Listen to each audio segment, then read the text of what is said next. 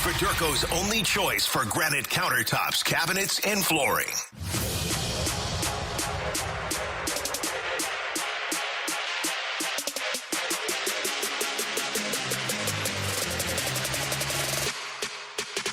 I do believe it's down between the Dodgers and the Blue Jays, but it really wouldn't surprise me if it ends up being the Blue Jays, just because the Dodgers' history of negotiations has been recently they don't love the long-term deals.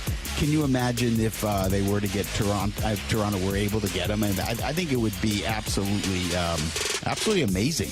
Yeah. And you'd have the whole country, Canada, behind you. So, yeah, it's going to be fun. I can't wait to see what happens.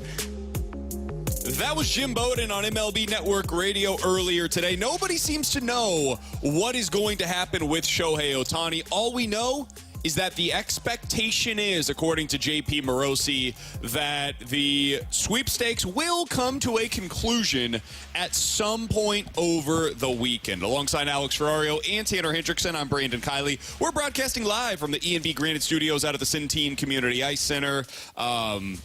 We've got Bradford Bruns back in the studio. Bradford, just a heads up, it does not appear that we are on YouTube just yet. If we can get that fixed as soon as possible, that would be fantastic. You guys can watch us on YouTube. Eventually, youtube.com/101ESPN-STL. Alex, I can't think of the best comparison for Shohei Ohtani signing with the Blue Jays if that does indeed end up being the case. And there seems to be a lot of smoke this morning that that will be his destination. Nothing confirmed, but a lot of smoke around that. I was trying to think about it, and we kind of talked about, okay, what are the most prominent baseball teams, just baseball organizations?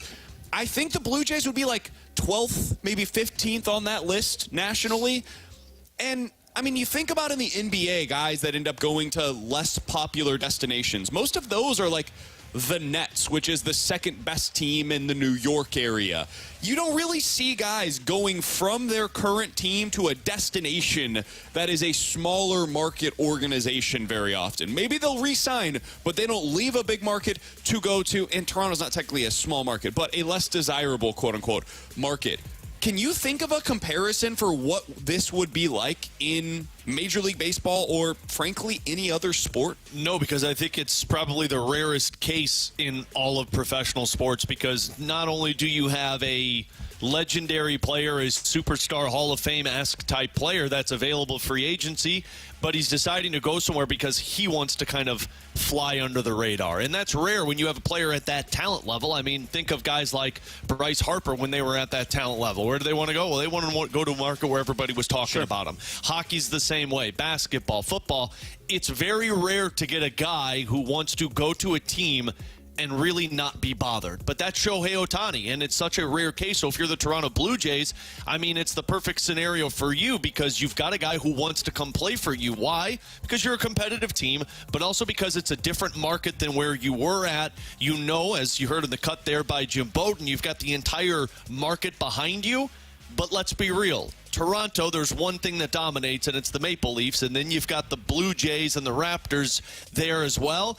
But I don't know if Shohei is going to be seeing the same media frenzy he would be seeing. Still going to see a lot of it, but it's not the same if you go to the Dodgers, if you go to the Yankees, if you go to the Red Sox.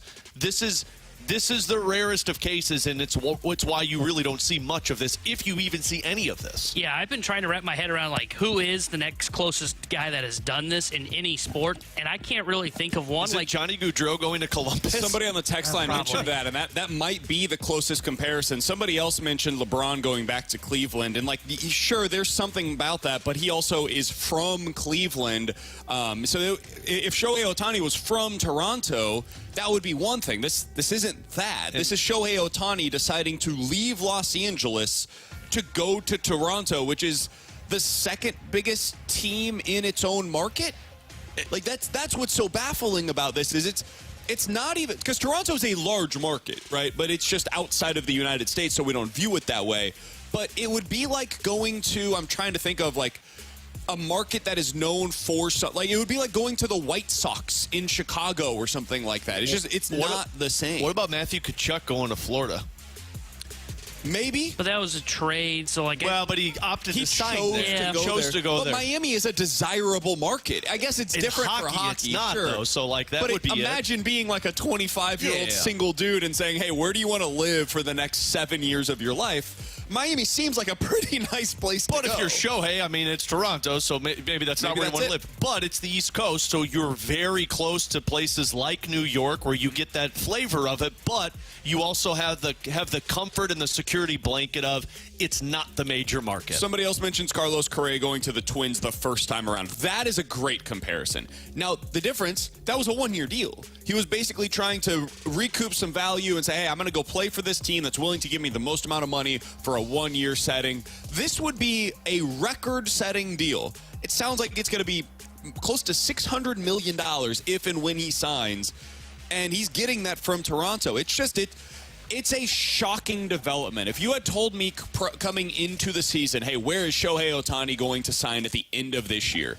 I would have probably listed 10 different teams as being more likely than the Toronto Blue Jays. And again, all of this is operating under the assumption that ends up being the case. He very well may sign with the Dodgers or the Angels or some surprise team that we haven't even discussed. We had no idea that Albert Pujols was actually going to go to the Angels when he did. Sometimes it is a surprise when the announcement is officially made. I didn't have Eduardo Rodriguez going to the Diamondbacks on my bingo card, for example. Now, that is a much lower level of free agent than Shohei freaking Ohtani, but I'm glad that we're finally getting to the end of this. If it is the Blue Jays, what does this mean for Major League Baseball, guys? Because this is a seismic shift to what the Blue Jays could become. We've looked at them as one of the most exciting young teams in the sport over the last few years. This, to me, shifts them from being a cute story, a fun story, to, okay, we got to take them seriously as World Series contenders over the next couple of years.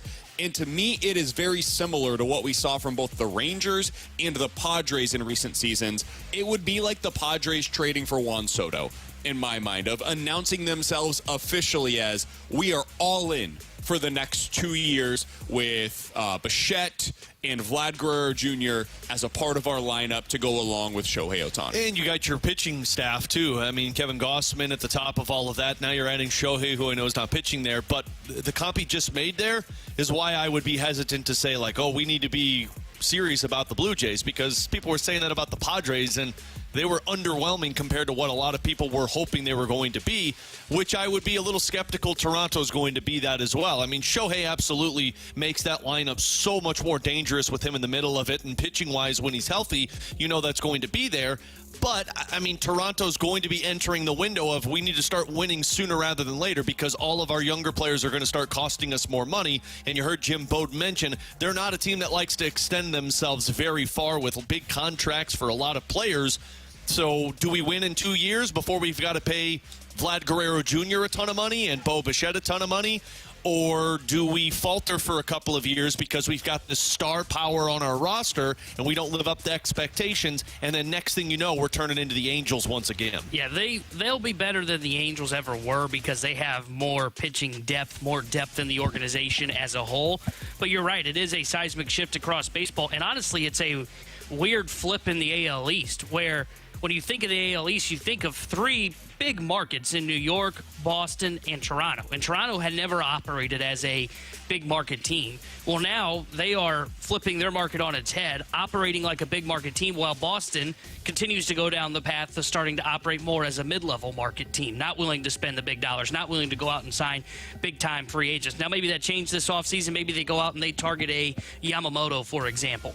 But it is a seismic shift in not just Major League Baseball, but in that AL East specifically, because they will become World Series favorites for probably the next 2 years to come out of the American League, because on paper, they are a dominant team. They have a 1-2-3 punch in the middle of that order with Guerrero, Ohtani, and a good rotation. That's the other thing that I think goes under the radar with the Blue Jays is they've got really good pitching, man. We talk a lot about their lineup. Their lineup didn't perform up to expectations last year. Just flat out did not live up to the standard that they were supposed to set.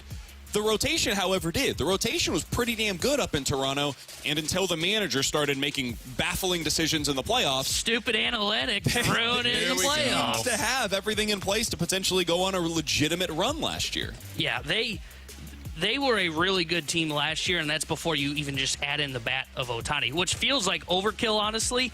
But he is going to be a great player that's going to replace Chapman and be better than what Matt Chapman was. Hell so yeah. It's an incredible kind of – and I think the other thing, too, that we shouldn't overlook if he does choose the Blue Jays because is I that think – they might trade Jose Barrios to the Cardinals? No, but that would be big. Calm down over there. No, I think it is the investment from what the Blue Jays did outside of just the players' perspective from a fan base view is the $100 million they threw into their spring training facility to make sure that they have all the upgrades there for pitch data, the Rapsodo machines, all of that, because that sounds like one of the biggest reasons that's the selling point for Shohei Ohtani. And we've talked about it. For the Cardinals to go after some of these free agents going into the offseason, and Sonny Gray, we've talked about this. He's a guy that may want to look at the numbers. If it's a, Giolito who wants to look at numbers, whoever that pitcher is in the future for the St. Louis Cardinals may want to look at the pitching numbers in the Rapsodo machines, or a hitter that wants to look at the drive line data that they have at a spring training facility. Ohtani, the biggest free agent in the world, may be choosing the Toronto Blue Jays not just because they're in this winning window, but because they have one of the best complexes in all of Major League Baseball. And I think that's a huge deal. It is. Somebody else on the text line, 314-399-9646 is the Air Comfort Service text line, asks another question as a follow-up to that, T-Bone. Why would he choose the Blue Jays? If I was just to throw out a hypothesis on why, I think it is part of what T-Bone's saying there. That's the baseball side of things. The other baseball side of things is they're good. Like, they're a good team that has a lot of young talent, and they have shown a willingness to continue investing in that talent. So you want to go to a place that is going to win. The other reason why is because I think when you look at what Toronto is as a city, it is maybe the best market that you could go to as Shohei Ohtani, where you're in a big market that is international in scope, that also is not going to be under the microscope at all times. Like, if you go to the Yankees, under the microscope. You go to the Red Sox, under the microscope. The Dodgers, microscope, maybe to a lesser degree than those other teams that I just mentioned. Same thing for the Phillies. Any of these, the Cubs, under a microscope in your own city. Toronto is different. Toronto, the way that they treat their baseball team is different than the way that they treat their hockey team, right? Their Maple Leafs are the Yankees in New York. Their Maple Leafs are the Red Sox in Boston. It is the biggest story at all times. So if even you're in the offseason, people are talking about the Maple Leafs. 100%, just like here in St. Louis, the biggest story at all times. Every day, you could lead with the Cardinals, and you would do really well on sports radio if you did it that way. You could have an entire station that is dedicated to the Cardinals and talk about nothing else, and your station would be successful here in St. Louis. That is not the case in Toronto. In Toronto, the equivalent would be talking about the Maple Leafs. So I do wonder, especially after we've seen the way that he has operated with his free agency, he likes his privacy, man. And if you want to go play in a big market that is international in scope, that does have some Japanese influence, the one place that you can probably do that in Major League Baseball is one with the Angels and the other with the Blue Jays. If you want all of what I just discussed and you want to win, the best place for that might end up being the Blue Jays. So I never put two and two together about that prior to us really having a discussion about whether or not this is where he's going to end up. It does make a lot of sense when you really break it down that way. And for T-Bone, what he said as well, it's a good organization. It's a well-run organization, and they have been heavily investing into the baseball team in recent years. So you add all of that together, sure sounds like they are a leading contender to acquire Shohei Ohtani by the end of the day today. Shohei the money. Toronto's what do you think Bradford's going to do for the update whenever it is announced that Shohei is going to be? Got to be something with either two S's or two O's. No pressure, Bradford. Because Bradford, we talked about you yesterday, my man. You love your alliteration, and I love that about you. You took the words right out of my mouth, gentlemen. See? Have you been workshopping this, Bradford? Do you have anything? Hold on. Before you say it, let me say this. Okay. Is it, and be honest with me here, Bradford, is it Shohei stuns baseball? No. It seems a little lightweight for my tastes. Too simple. Yeah, I'm with that. Okay, yeah. touche. Yeah. I wasn't good at literature or English. It's all right. Still aren't. Ohtani overcomes obstacles. Oh, I like that one more dramatic. Wait, what obstacle? Just shut up, man. It's alliteration. Do you have anything workshopped so far, Bradford, or are you still working on this? Well, I do, as a matter of fact. But I have to keep you in suspense. Come on now. All right. All right. Hopefully that breaks at some point prior to 1:30 today so we can hear it coming up in the Sports Center updates. That voice you just heard is Bradford Bruns. He's back in the studio for us today as we are all out at the Centene Community Ice Center broadcasting from the E&B Granite Studios. It is Alex Ferrario and Tanner Hendrickson. I'm Brandon Kiley. You've got BK and Ferrario here on 101 ESPN. Coming up in the 12 o'clock hour, we'll talk to the beat writer for the Tampa Bay Rays. He's going to tell us how the Cardinals can acquire Tyler Glasnow. That's coming up at 12:30. We will also talk to the Mariners beat writer about how the Cardinals can acquire Alex's favorite pitcher, Logan Gilbert. We'll get into that coming up at 1:15. But coming up next, we got to get to the Blues. The Blues are back in action tonight. They are taking on a bad team. Alex, so far, they've taken care of most of the bad opponents on their schedule. They need to keep that up. We'll tell you how next here on 101 ESPN.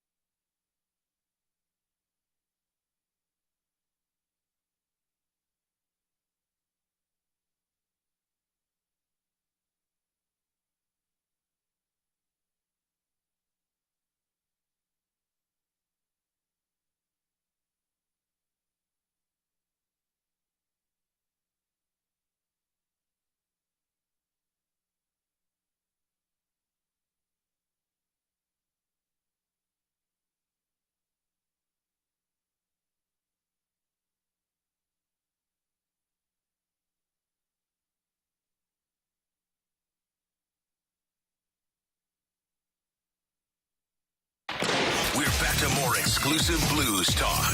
101 ESPN is live from the Centene Community Ice Center. Brought to you by Bud Light and E&B Granite. Bernie Federko's only choice for granite countertops, cabinets, and flooring.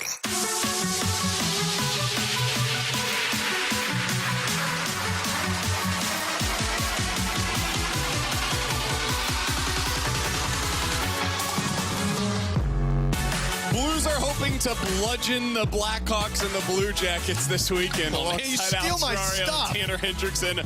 I'm Brandon Kiley. You've got BK and Ferrario broadcasting live from the E&B Granite Studios out at the Centene Community Ice Center. We've got Bradford Bruns back in the studio for us today. Alex, these are the kinds of games that the Blues have done really well in so far this year. They are 7-2 against opponents that have come into today at or below 500. In those games, they're averaging more than a half a goal better than what they have done against the better teams on their schedule. That makes sense. Intellectually, you just think about it and you're like, okay, yeah, so they're better against the bad teams than they are against the good teams. All right, checks out. It's good news if you're the Blues. The math is mathing for me there with that.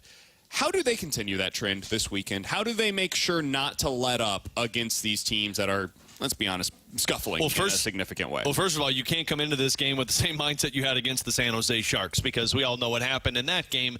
The mindset is going to have to be, and it's a good thing that the Blues lost to Vegas, because if they would have beat Vegas the other night, I'd be very worried about this game tonight, because this is those prototypical trap games where you're fat and happy after a couple of wins against a really good opponent, and you take on a really bad opponent. I mean, Aaron Portzline, who covers the Blue Jackets for The Athletic, he's going to be with me tonight on pregame, but he's talked about how it's gotten so bad in Columbus that even fans aren't wanting to watch the team right now. And this is talking about a team that just drafted the second overall player in Adam Fantilli that should have a ton of excitement. They've got an awesome roster. It has not worked out for them. So you've got to bring it to them the way you brought it to the Vegas Golden Knights in the first period, because Columbus does give you fits. Chicago has given you fits in the past, even though you beat them most recently.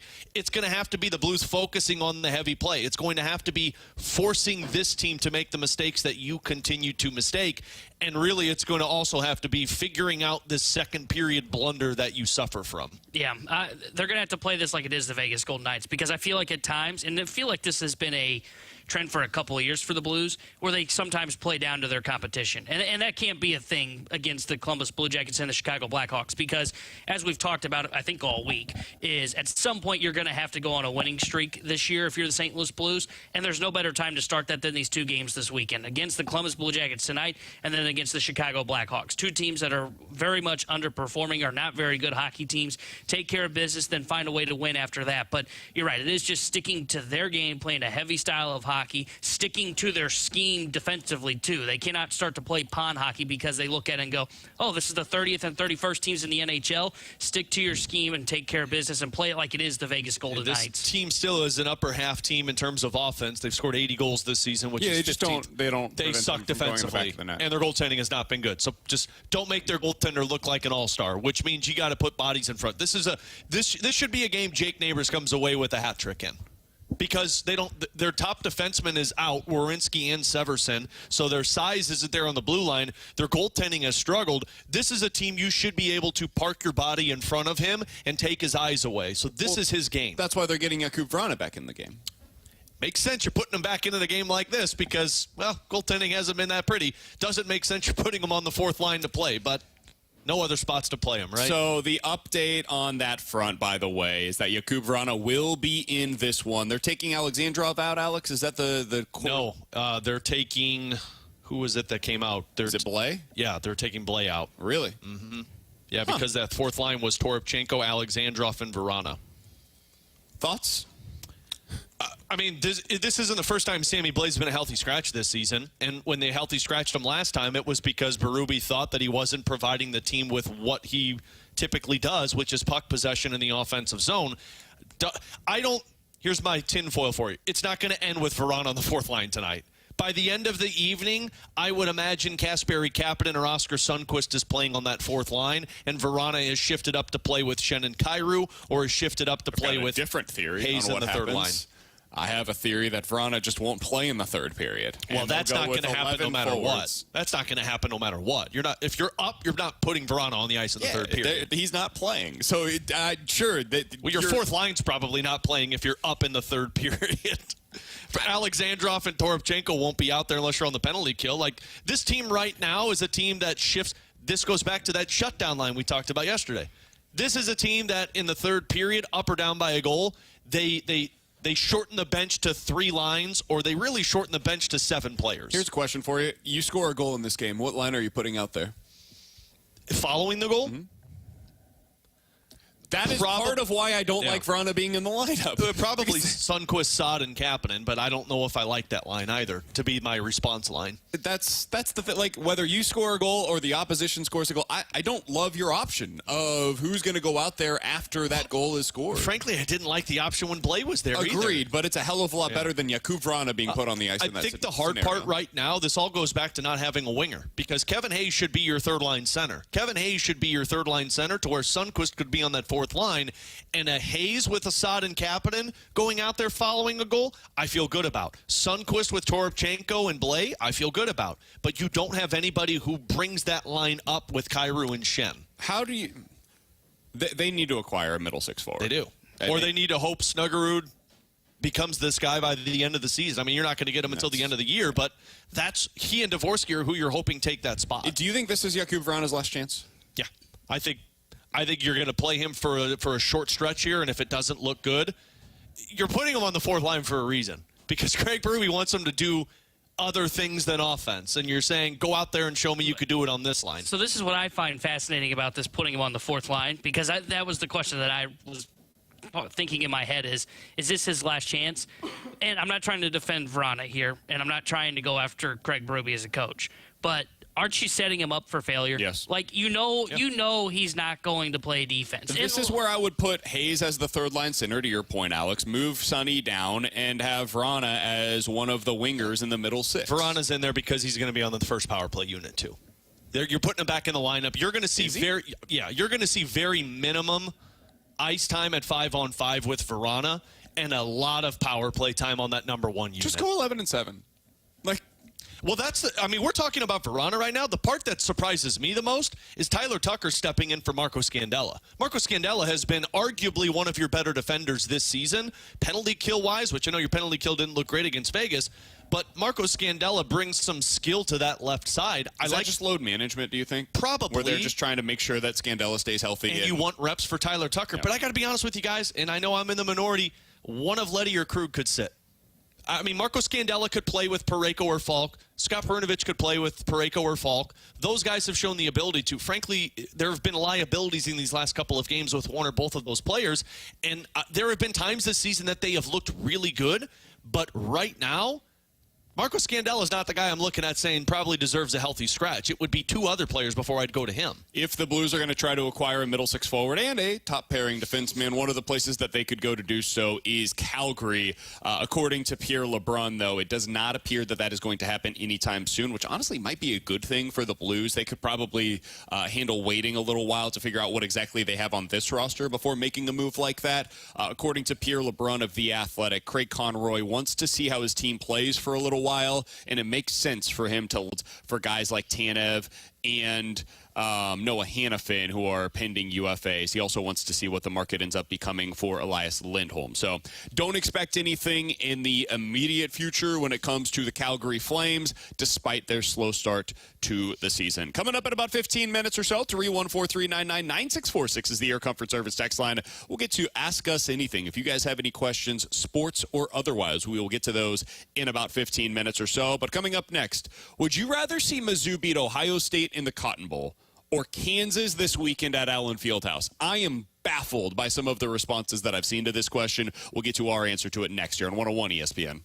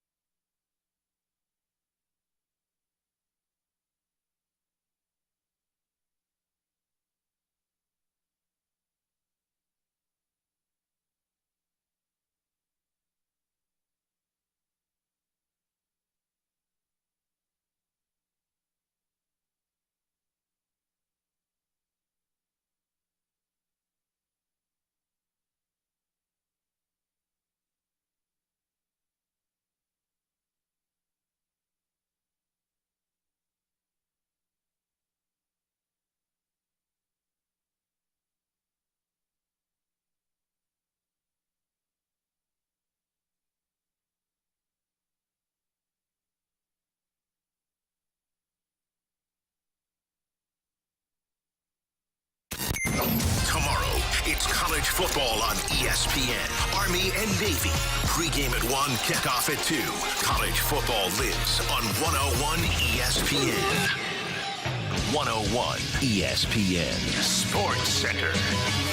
Blues bounce into Buckeye State. Good morning. I'm Bradford Bruns with your Sports Center update, driven by Johnny Londoff Chevrolet and Johnny Londoff Autoplex. Having fallen to Pacific Best Vegas on Wednesday, St. Louis arrives at Nationwide Arena tonight to battle the team with the second fewest points in the East. The Note and Columbus drop the puck at 6 p.m., which means an earlier than usual 5 o'clock pregame show on 101 ESPN. Robert Thomas and company currently carrying a 13-11-1 record overall. NFL, New England improves to 3-10 on the season by holding off Pittsburgh 21-18. Bailey Zappi tosses a trio of first-half touchdown passes, including one to local product Ezekiel Elliott. This weekend, you can hear a triple header on these airwaves featuring Ravens, Rams, Raiders, Vikings, and Cowboys, Eagles. Tomorrow on the hardwood, Mizzou travels to 8-1 Kansas. The Sports Center update was driven by Johnny Londoff. Find new roads and shop 24/7 at Londoff.com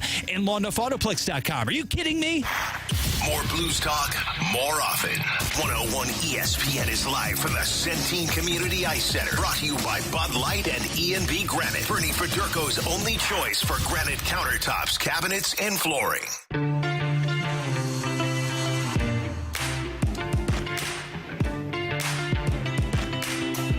Alongside Alex Ferrario and Tanner Hendrickson, I'm Brandon Kiley. That was a fantastic update from our guy Bradford Bruns. He's back in the studio as we are at the Centene Community Ice Center broadcasting from the E&B Granite studios.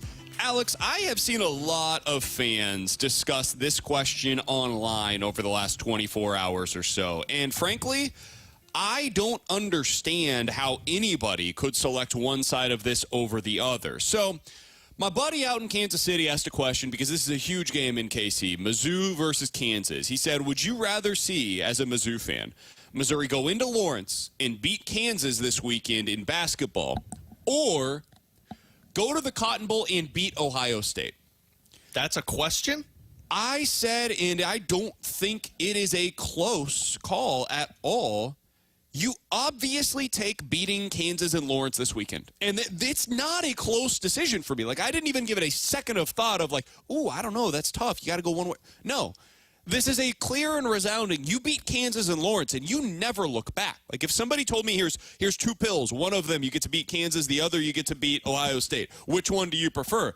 I'm taking the Kansas pill every single time. You should probably ask first. Do you guys disagree with that? Do you guys have a differing thought? Bradford, if you have a differing thought, I'd love to hear from you as well. But like, what am I missing here? What's the bragging rights of winning against Ohio State without their quarterback and two best players? So because I won a Cotton Bowl game, I don't think that's as big of a bragging right as beating Kansas in Kansas when your team, a lot of people are questioning if they're any good. T-Bone, do you have a differing thought on this? No, and the biggest thing for me is it's a scrimmage is what the game is against Ohio State. And look, it's exciting because it's a big name brand program, the Ohio State Buckeyes.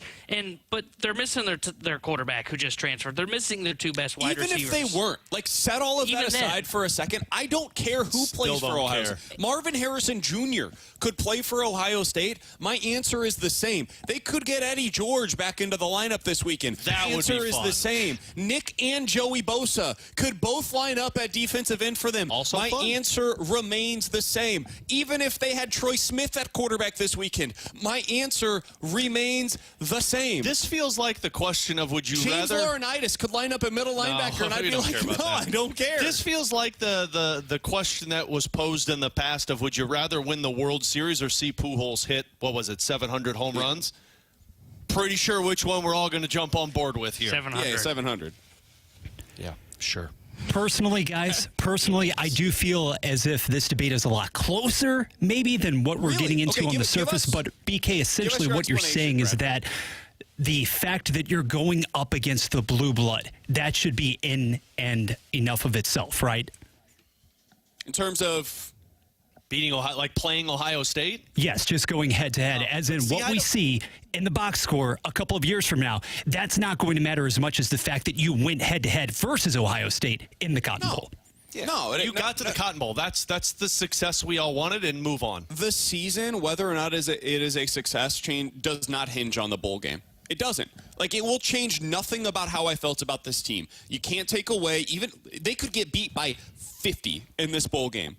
It doesn't take away what you did against K-State, finishing that game with Harrison Mevis kicking the field goal and winning that one. Sure. It doesn't change the fact that you were right there against both LSU and Georgia. And if one of those games changes, we're talking about Mizzou and potentially the college football playoff conversation. It does not change the fact that you were able to have all of these different things that went your way, and you won 10 games in the regular season for just, I believe, the third time in the last 20 years. None of that changes. None of that goes away or is diminished in any way by you losing a bowl game. Meanwhile, if you go into Kansas this weekend and the basketball team wins, that is a milestone moment for Dennis Gates in this program's history. That will go down as one of the single best regular season wins by Mizzou basketball in the last decade. So, which one do I care more about?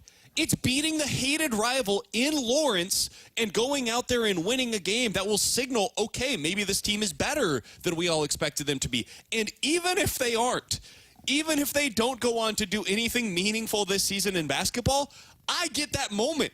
I get bragging rights over the hated rival for the rest of the season when they're trying to win the national championship and you beat them in their place. Do you know how hard it is to win in Allen Fieldhouse, dude? It's nearly impossible because you're not just going up against their team, you're going up against their fans, and you're going up against the refs because you know there's going to be 5 to 10 calls that go against you because of where you're playing this weekend. All right, so that seemed biased with your opinion there. Come on, man. Oh, The dude, officials are there for one reason and one reason only, to have a good, fair even game. Okay, let's go watch Calm some. down. You want to talk about bad refs? Let's go back to the game against Vegas. They were one-sided in that one.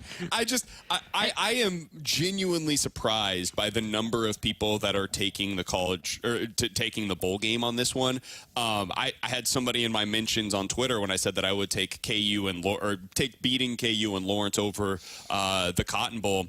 And somebody said, having a team finish in the top 5 with a win over Ohio State is way more important than a regular season meaningless game and a non-con game against Kansas. Yeah, idiot. Another one says a win versus KU really changes nothing about the basketball team, and a loss really doesn't hurt you. However, a win versus Ohio State is probably the best football season for Mizzou in your lifetime. You take the bowl win every time. First of all, that is not the case. This, even with a win against Ohio State, will not be the best football season that I've seen in my lifetime. In fact, it will still not probably be a top 2 football season in my lifetime. 07 and 13 will remain above this because those teams got to their conference championship games and were in the national, either national championship in 07 or college football playoff in 13 conversation up until those championship games were actually played. This team was not. It is not. And therefore, it is not up on the level of those 2 seasons. So I don't view it that way at all. I'll take the win against Kansas all day, every day. And I just disagree wholeheartedly with the notion that this game means nothing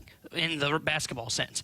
Because not only can it be a pillar for Dennis Gates to continue to build upon a win on the road at number 2 Kansas, but guys, let's just be honest. If this Mizzou team is a fringe tournament team, and I think they're going to get in. Really good point. If they are a fringe tournament team, the resume will matter. Yep. And a win at number 2 Kansas is a huge, huge step above potentially any other win that you have in non-conference play.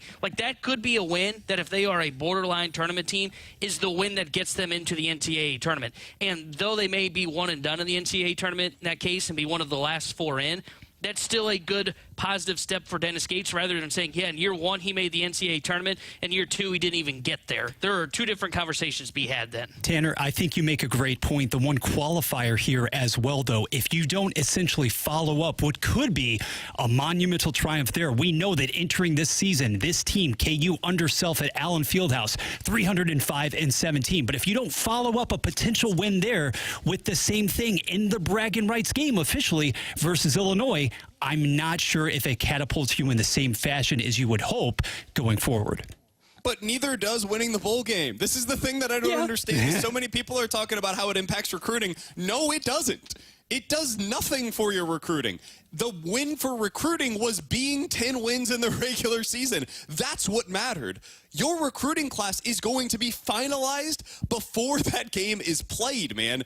Kids are already signing their NLIs within the next couple of weeks. Your 2024 recruiting class is essentially finished by the time that game is even played in the Cotton Bowl. Your transfer portal class is mostly going to be complete by the time you get to that game. How do I know that? Because kids from Ohio State are already transferring before that game is being played. Guys, I've got a news flash for people. Kids enter the portal with a pretty good idea of where they're going. What? Toriano Pride. Are you kidding me? Enter the portal with a tag that said no contact. Do you know what that means? It means every coach in college football was told, do not even contact me.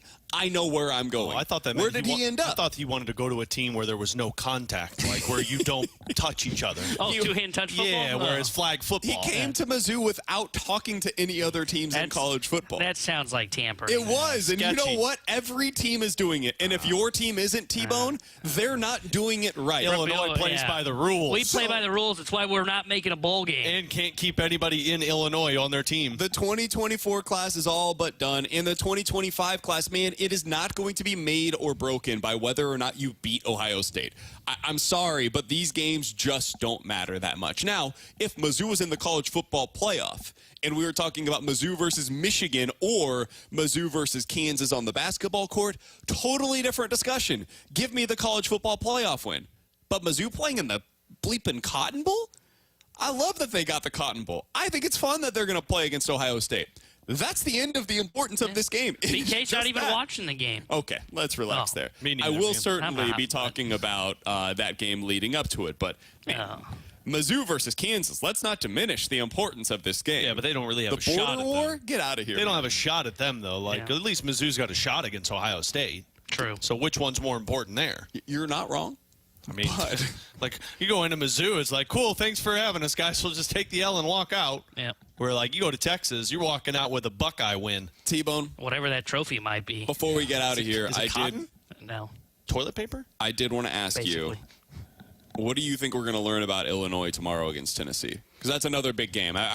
The Mizzou versus Kansas game, I fully anticipate Mizzou losing by 15. I think it's a really big deal that Dickinson's expected to be out. He's suspended for the next few games due to a flagrant foul that he had. That's huge for Mizzou. He's one of the best players in the country. But I still think that it's going to be, a tall task to even make this thing close in the second half. The Illinois versus Tennessee game is expected to be remarkably close, and this is a big-time opponent for them, a potential resume-building win. What are you anticipating against the Vols? Yeah, two things that I'll have my eye on in this one is, does the defense bounce back? Because the defense has been really good, and they're going to have to win with their defense this year, and they gave up 89 points to FAU. Now, FAU is a great offensive team, but I don't think they're going to be able to win a lot of shootouts this season because I'm just not sure if the offense is there for the Illini. But speaking of the offense, can Domask be the guy that ends up being able to get to that level of being that second scorer for the Illini? Because right now they've got Terrence Shannon, and then who? Like, I just don't know. Like, it's not Hawkins. He's not going to be the guy. It's not Danger There it coming is off the against bench. Hawkins. I think there are two guys that can determine the ceiling for this Illini team. And I kind of thought I thought it was going to be Hawkins and Goody going into the year, and it's no longer Hawkins. It's Goody coming off the bench because he's a good three-point shooter, and then it's Domask because, as you just saw, he had 33 points in the win against FAU. He's the guy that if he can take his scoring to the next level and be that number two guy next to Terrence Shannon, and he does it in a different way. Shannon more of a slasher. Domask can get into the paint a little bit, but he's more of a pull-up jump shooter.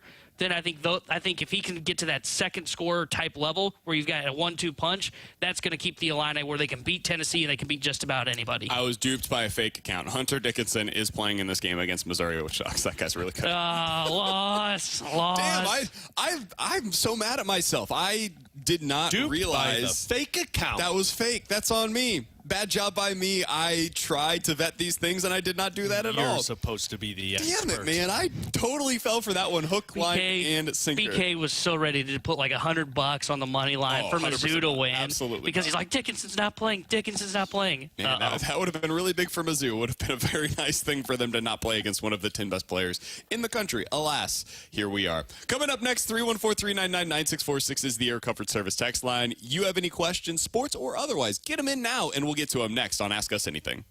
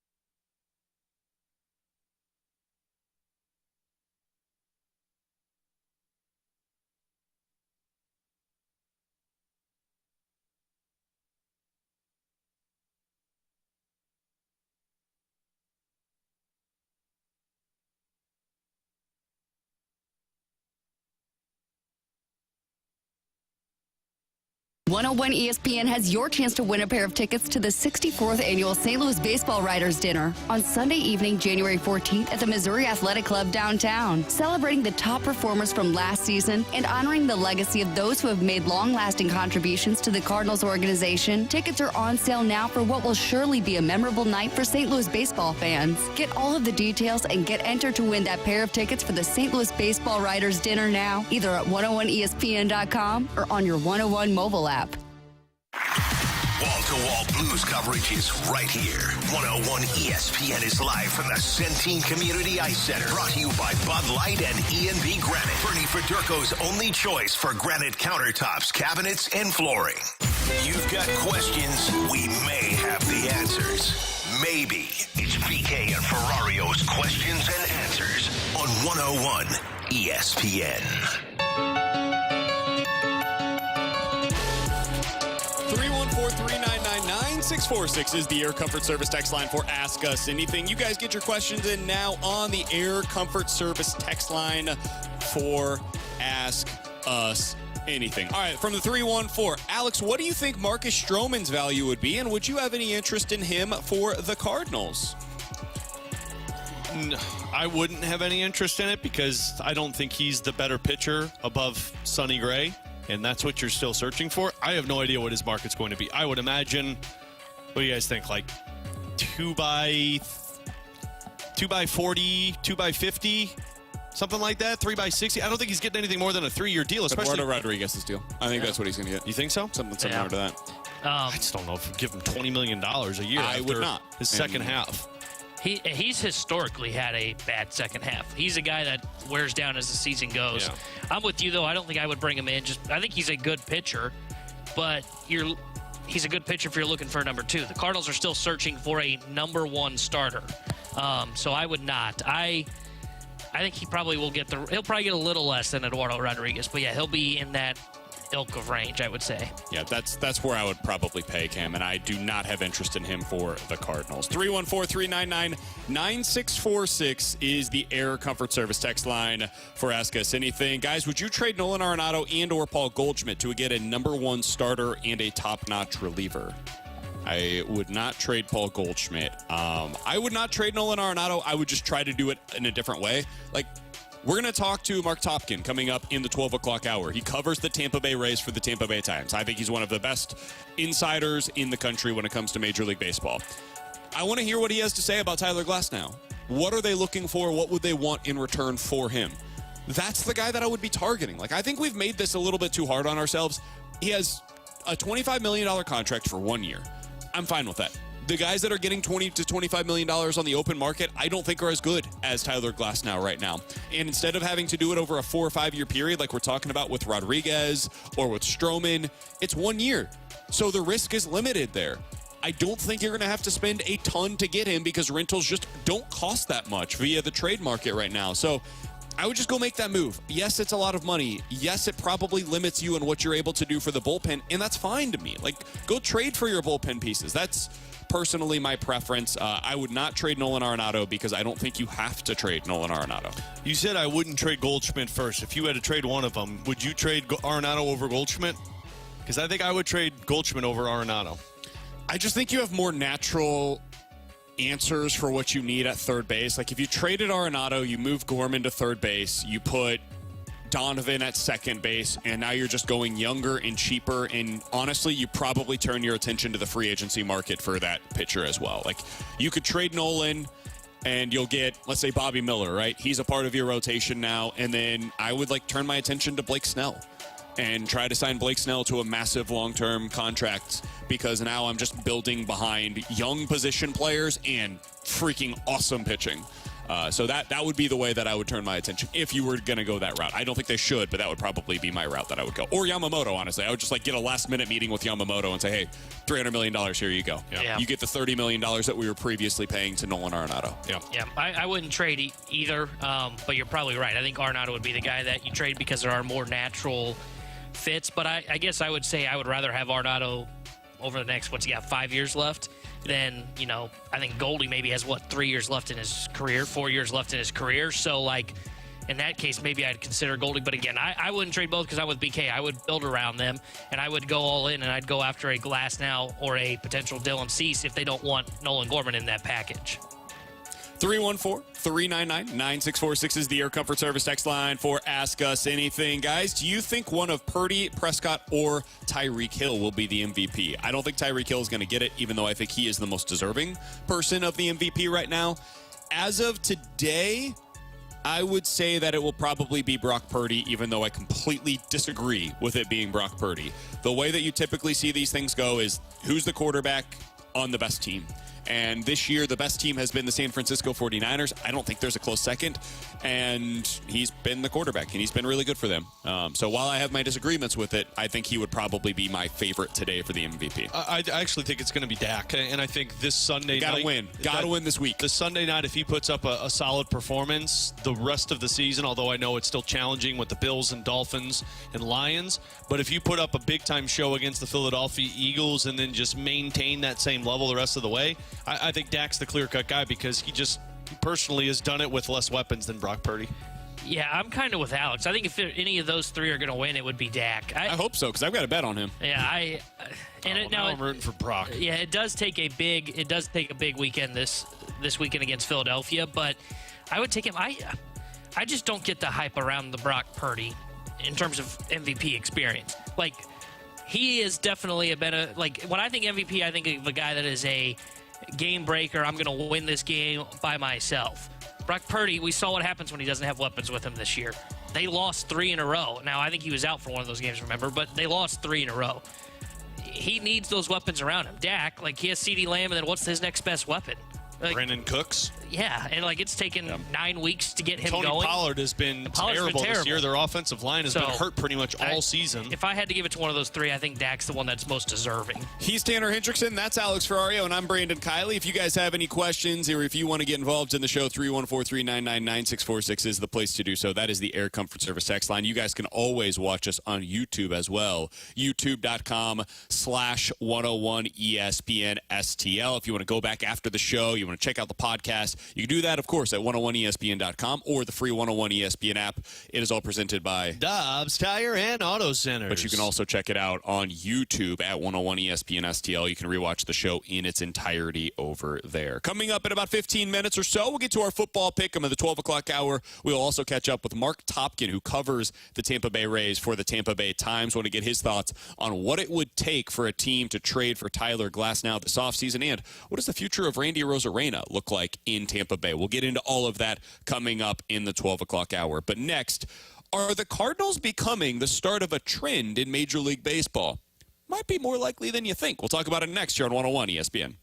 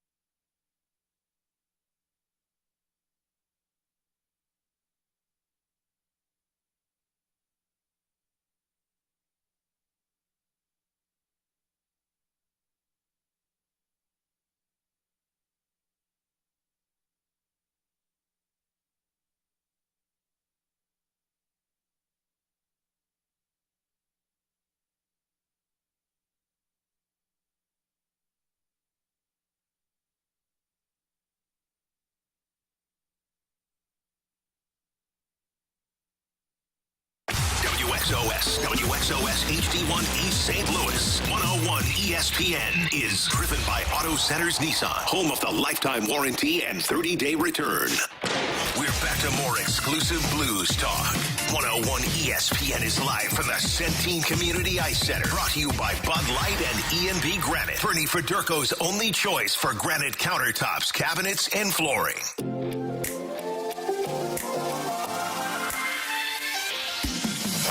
Alongside Alex and T-Bone on BK, we got Bradford Bruns back in the studio because we are broadcasting live from the E&B Granite Studios out of the Centene Community Ice Center.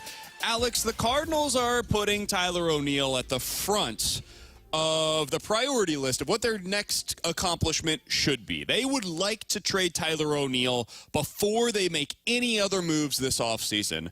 Potentially a couple of hurdles in the way, most notably that Tyler O'Neill doesn't have a ton of value out there on the trade market right now. But Derek Gould reported this earlier today in the St. Louis Post-Dispatch. Quote, the Cardinals have had ongoing meetings with representatives for free agent relievers and in some cases signaled that trading Tyler O'Neill will give them more clarity on what they can spend or what they need in these free agent moves. The Cardinals want to add 2 relievers. If they need to move Tyler O'Neill first to sign a reliever, they might have to then end up going out there and making another move to clarify what they can expect in return. And for that to happen, they need demand to be defined by supply leaving the market. All of that comes from Derek Gould. To simplify things, the Cardinals don't know what they need in their bullpen right now via free agency or trade because they don't know what they're going to get in return for Tyler O'Neill. Well, I'm sorry, but not to cut you off, but that's the dumbest part to me. Like, are you really sitting there thinking we're going to address one of our bigger needs in terms of a back end of the rotation arm with Tyler O'Neill, so we need to go out to the free agent market? I could tell you what you need following the Tyler O'Neill trade. 2 relievers with talent that can contribute to the major league level this season. No, we're going to get a reliever. No, you're not. You're not going to get a reliever that is you going... might. You might get a reliever. And he's not eating any innings this season for you at the major league level. He might. No, he will not. I think they could get somebody like Carlos Hernandez, who the Royals think has a 10-cent I think hat. if he could have, it would have been already had. They think the Royals think that Carlos Hernandez stinks. He throws 99. He doesn't really know where it's going, but he strikes out an occasional batter. Like, he's got some talent in there. He just... Okay, but if the Royals wanted him and the Cardinals said, sure, why not? Why hasn't it been done yet? Because the Cardinals are waiting out the market to find out. And listen, I think this is silly. I hope every bullpen free agent arm signs before the Cardinals decide to trade Tyler O'Neill. I'm like, well, we thought we were going to get something for him. So that is what I think might end up happening. And that's my concern here is you may risk waiting too long, and then by the time you're ready to explore this market in its entirety, you're too far behind. That is the risk of what they're doing right now. Now, the benefit, the potential benefit at least, is, hey, when Shohei Ohtani signs, which might be as soon as this afternoon, now the market starts to really churn, and you see Cody Bellinger off of the market next, and then you see Lourdes Gurriel Jr. off the market, and you see some of these other guys start to make their moves, and you've got teams that are still looking for an outfielder with real upside, and they're looking around, and they're like, okay, we don't really see a lot of good options out here. Like, we've got players out there that are available, sure, but are we really going to go the whole, like, 30-plus-year-old free agent outfielder that we know exactly who he is, or are we going to bet on upside and get a $5.5 million one-year contract for Tyler O'Neill? There may be a team that says, hey, it's more valuable for us to go that route as opposed to giving Eddie Rosario, for example, a one-year, $12 million contract.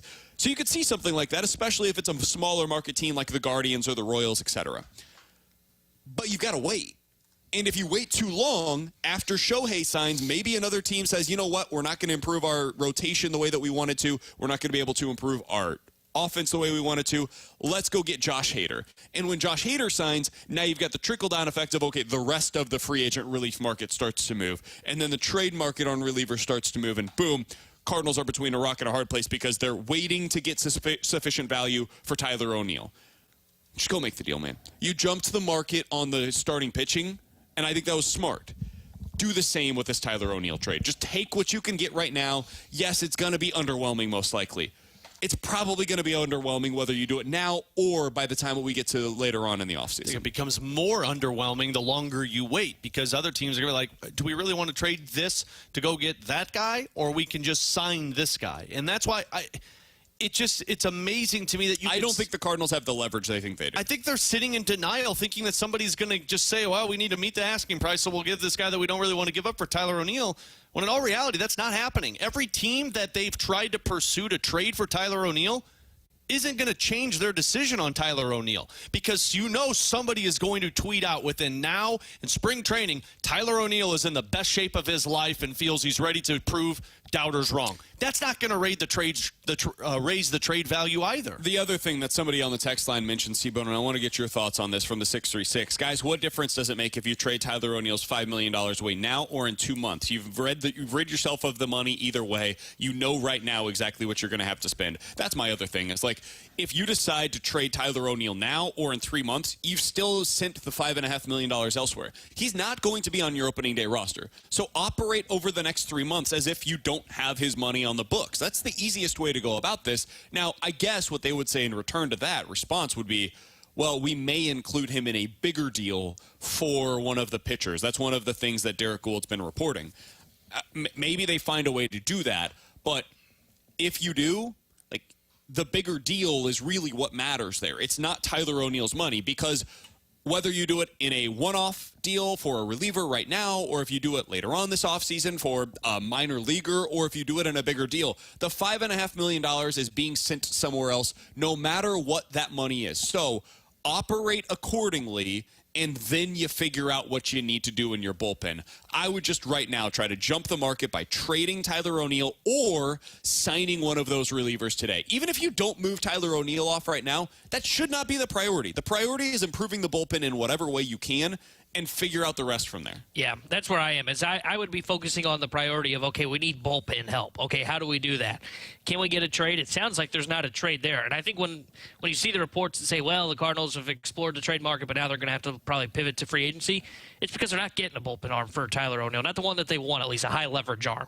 So that's where the Phil Maton market comes into play, where you go in, sign him. You basically, like you said, you operate under the assumption you're going to get rid of Tyler O'Neill's money, because it would be shocking that he's on this opening day roster when we get there.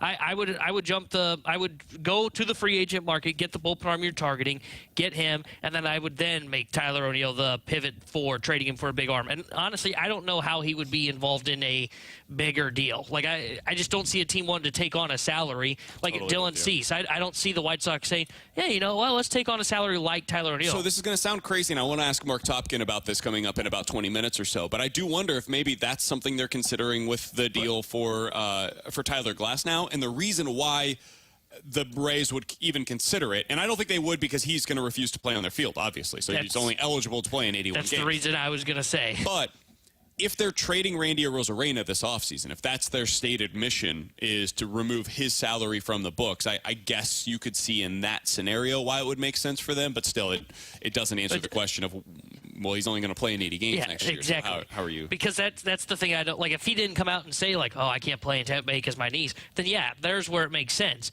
Instead of dumping all $25 million of the salary, Tampa dumps basically 20, and they just take on $5 million from Tyler O'Neill. But why are they going to take a guy that his knees don't play on turf? It just doesn't make sense. So I can't see them waiting and putting him in a bigger package for a starting pitcher. I don't think Seattle's making a move, and we'll talk to the Seattle beat writer later on in today's show, to where they need Tyler O'Neill in the outfield. I don't know. I would sign the free agent bullpen you're looking for, and then explore back to the Tyler O'Neill route, and honestly just take a shot in the dark prospect for him. To sit here and talk about their finances, you're telling me that you haven't projected what this is going to look like. You mentioned of, we're not having Tyler O'Neill's money on the books. You know what that looks like. Somebody texted in and said their 40-man roster is full, so they can't sign anybody. They have Moises Gomez on the 40-man roster. They could sign somebody today and just remove him. If They've got 5 guys on their 40-man roster they can remove from it. That was just the one that is most glaring because that was ridiculous. You don't have to shoot Lil Poppy first. There's other guys we could go to first. Moises Gomez was on the roster at the end of the season when they were calling up guys that I have never heard of, who have been in the big leagues or around the big leagues for a decade. He was developing. It was that power spark. And the Cardinals were like, yeah, we don't want Moises Gomez anywhere near our 26-man roster. If they didn't do it then, Moises Gomez is not going to be on the 40-man next year. He's currently on your 40-man. You have spots to play with. That is absolutely not an excuse for the Cardinals right now. I flatly reject that as the reason why they're not. He vehemently disagrees, Tanner. Marc Topkin coming up in about 15 minutes or so, but coming up next, it's time for our football pick'em. I've got 3 games that I really like heading into the weekend. We'll get to them next year on 101 ESPN.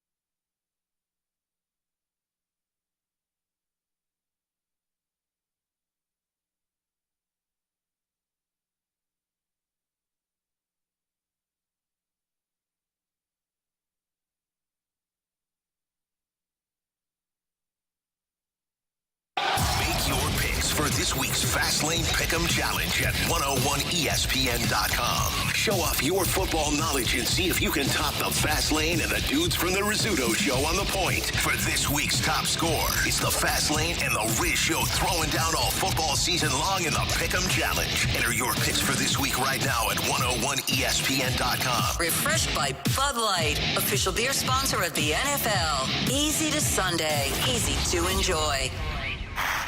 More Blues talk, more often. 101 ESPN is live from the Centene Community Ice Center. Brought to you by Bud Light and E&B Granite. Bernie Federko's only choice for granite countertops, cabinets, and flooring.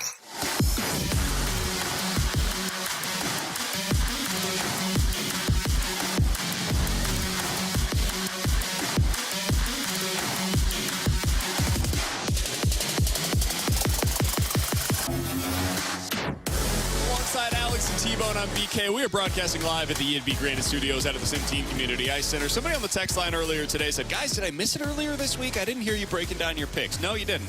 We were so bad last week, and there was so much happening at the winter meetings this week that we couldn't get to it. One of us was so bad last We week that could they not decided squeeze not it in. to. Okay, Mr. 1 for 3 over there. I'm sorry, what'd my 1 for 3 get me? 3 points for Alex. That's right. 3 points for Tanner. What'd your 1 win get you? No wins for me. okay. I was 0 for 3, Good. and all 3 teams that I selected lost outright last weekend. And let's I had all remember- Oregon, I had Philadelphia, and I had Georgia, all with the points or minus the points, and all of them lost. And let's the game. remember, BK had a historic run in the last session. And I'm getting back on track this week. I'll get to my picks coming up here in just a little bit. If you're new to this, the way that we make it work, each of us gets 3 selections every single week. The only rules here are that they have to be against the spread. It has to be before we get back on the air on Monday morning. No props, no game props, nothing like that. Just against the spread. You give us your picks. We label it in a scale of 1 to 3, 1 being the fewest points, 3, of course, being the most. T-Bone, what do you got as your 1-point play going into the weekend? All right, so my 1-point play, I'm going to say the famous line. Guys, I don't get this line. The Colts are plus 2.5 at Cincinnati. Cincinnati's not good without Joe Burrow. I know they just came off a great win, and Browning was good. Man, I ain't buying that. I ain't buying what Browning was selling. You did see what he did in that game, right? Yeah, I'm not buying it, though. You know, everybody can have one good game. We looked at each other. I'm going Colts plus 2.5. They've got the better quarterback in Gardner Minshew. Plus 2.5 Colts at the Cincinnati Bengals. I got it at 1.5. I do too. I'll take it. 1.5 the better. We looked I'm at just checking to make sure that there's not a 2.5 somewhere yet. I'll give you 2. I can find it at 2. I'll take 2. I'll take plus 2. Either way, they're going to cover. They're going to win this game We outright. looked at each other the exact same moment when he said that. They haven't done anything without Joe Burrow. That's a one-off, man. He's not that good a quarterback. I do agree with you on that, but to say that they've done nothing, like they literally Nothing. just threw for more than 300 yards. Who are they Three playing? touchdowns in that game. They're playing Jacksonville, whose defense stinks. All right. Alex, what do you got? All for us, right, buddy? well, I'm going to my 1-point play. I'm taking the Baltimore Ravens at home minus 7.5. Lamar Jackson's back at practice today. It's fine. The Rams stink. Loss. The Rams stink. And we know They're do. going to make the playoffs. I think this will be an easy win for them. 7.5 scared me a little bit. That's why I put it at my 1-point play, because I was hoping I'd get it at like 6 or 6.5.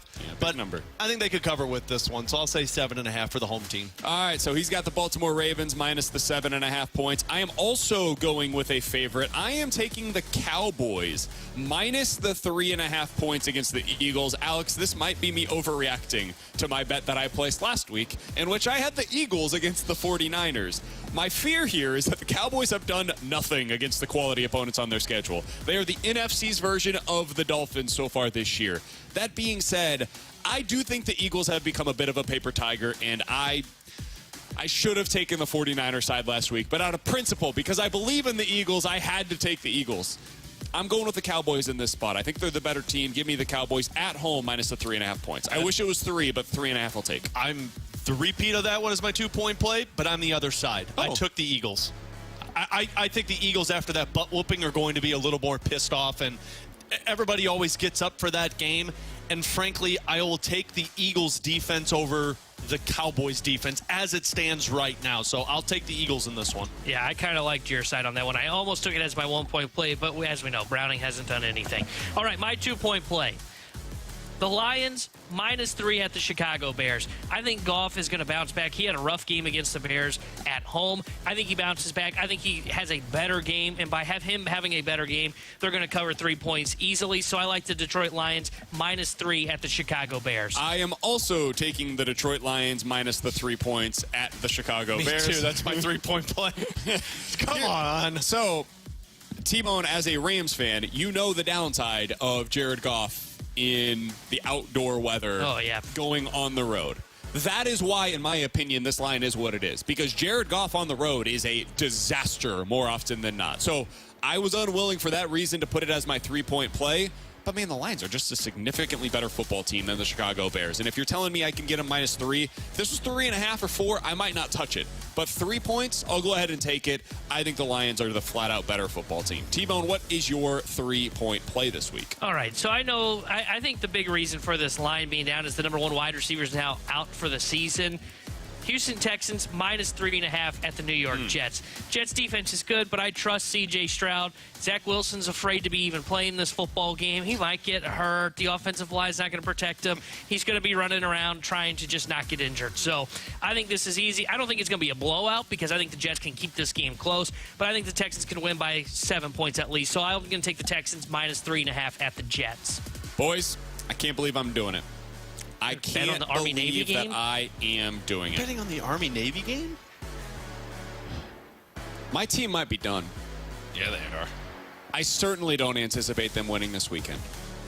Isaiah Pacheco is almost certainly going to be out. Their number one running back is going to be Clyde Edwards-Helaire in that scenario. Their one thing that they've done well lately is run the football. Well, without Isaiah Pacheco and with Clyde Edwards-Helaire, who's basically Mike Tolbert of 2023, I don't think that they're going to be able to do that on the ground. Their defense is without their number one safety who plays deep, going up against an offense in Buffalo that almost exclusively likes to throw deep.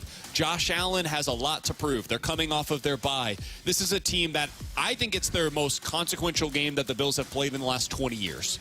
If they lose this game, their season is over, and I think this era of Bills football is over. All of that is on the line. Their coach might get fired sooner rather than later if they lose this football game. For all of those reasons and so many more, I'm taking the Bills not just to beat Kansas City in Arrowhead. I think they win by potentially 2 scores in this one. I like the Bills plus the 1.5 points. Buffalo wins in For somebody Kansas who City. despises Josh Allen, I'm surprised you're taking that bet. I don't think, like, if these two teams were playing in the playoffs, I would not be taking Buffalo. But in this setting, with them being backs against the wall, coming off of a bye, everything, like, whew, I think this is a really tough spot for the Chiefs. So I like the Bills a lot, plus the 1.5 points. I would take them minus 1.5 this week. Frankly, I wouldn't take the Bills against the Chiefs in the playoffs because the Chiefs got the refs in their pocket. Coming up in 15 minutes, we'll get to the junk drawer. We've got an interesting story that took place yesterday, one of my favorite news reports I've ever heard. We'll get into that coming up in just a little bit. But next, Marc Topkin covers the Tampa Bay Rays for the Tampa Bay Times. He's going to tell us what it would take for another team to acquire Tyler Glasnow this offseason, and what does the future hold for Randy Arozarena? Is it going to be in Tampa? We'll talk to Marc Topkin about that next here on 101 ESPN.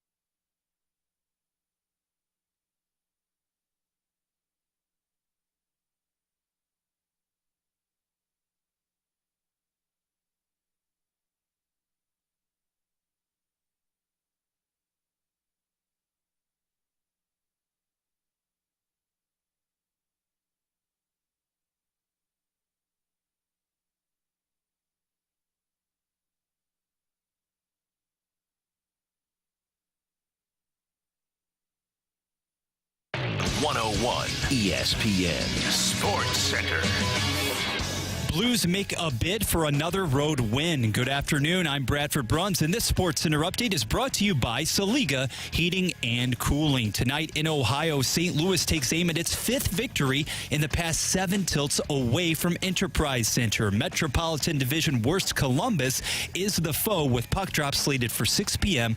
on 101 ESPN. The Fast Lane ends 1 hour earlier at 5 to accommodate pregame with Alex Ferrario and Joey Vitale. Hoops, a busy weekend ahead for the local college squads. Number 20 Illinois visiting 17th ranked Tennessee, while Missouri draws Kansas at Allen Fieldhouse. The Tigers have reeled off 4 straight wins following that 73-72 defeat at the hands of Jackson State back on November the 19th. The Sports Center update was brought to you by Saliga Heating and Cooling, an independent American Standard heating and air conditioning dealer. Wall-to-wall Blues coverage is right here. 101 ESPN is live from the Centene Community Ice Center. Brought to you by Bud Light and E&B Granite. Bernie Federko's only choice for granite countertops, cabinets, and flooring.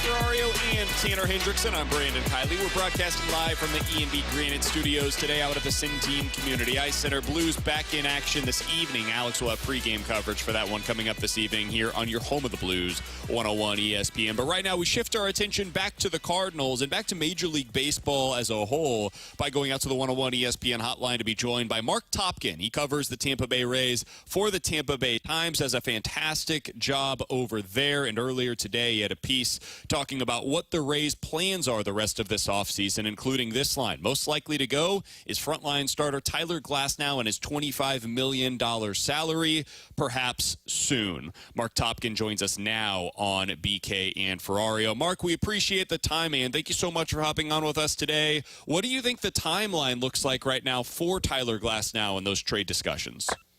Well, I think it's unfortunately one of those things that's kind of unpredictable. I mean, we thought going into the winter meetings, or I thought that they might try to be preemptive here. There's, a handful of starters that have been rumored to be on the trade market, Burns, Cease, and Bieber, that maybe the Rays would be a little proactive in that regard. But then you kind of wondered, given some of the bigger name teams are going to be tied up in Juan Soto and Ohtani, which may or may not be coming to a conclusion here today, and then Yamamoto, and then Blake Snell, on the starting pitching market. Will they end up having to wait, or is it better to wait till the other side of that and see who doesn't get a starter, and maybe they're a little more desperate, a little more motivated? So I honestly don't know if it's one of those things that could happen. It could have happened and could happen today. It could happen, a month from now, and I don't know that there's a lot of good time. So needless to say, I carry my phone and have a little pre-written story in my phone already about him getting traded, just to fill in the blanks.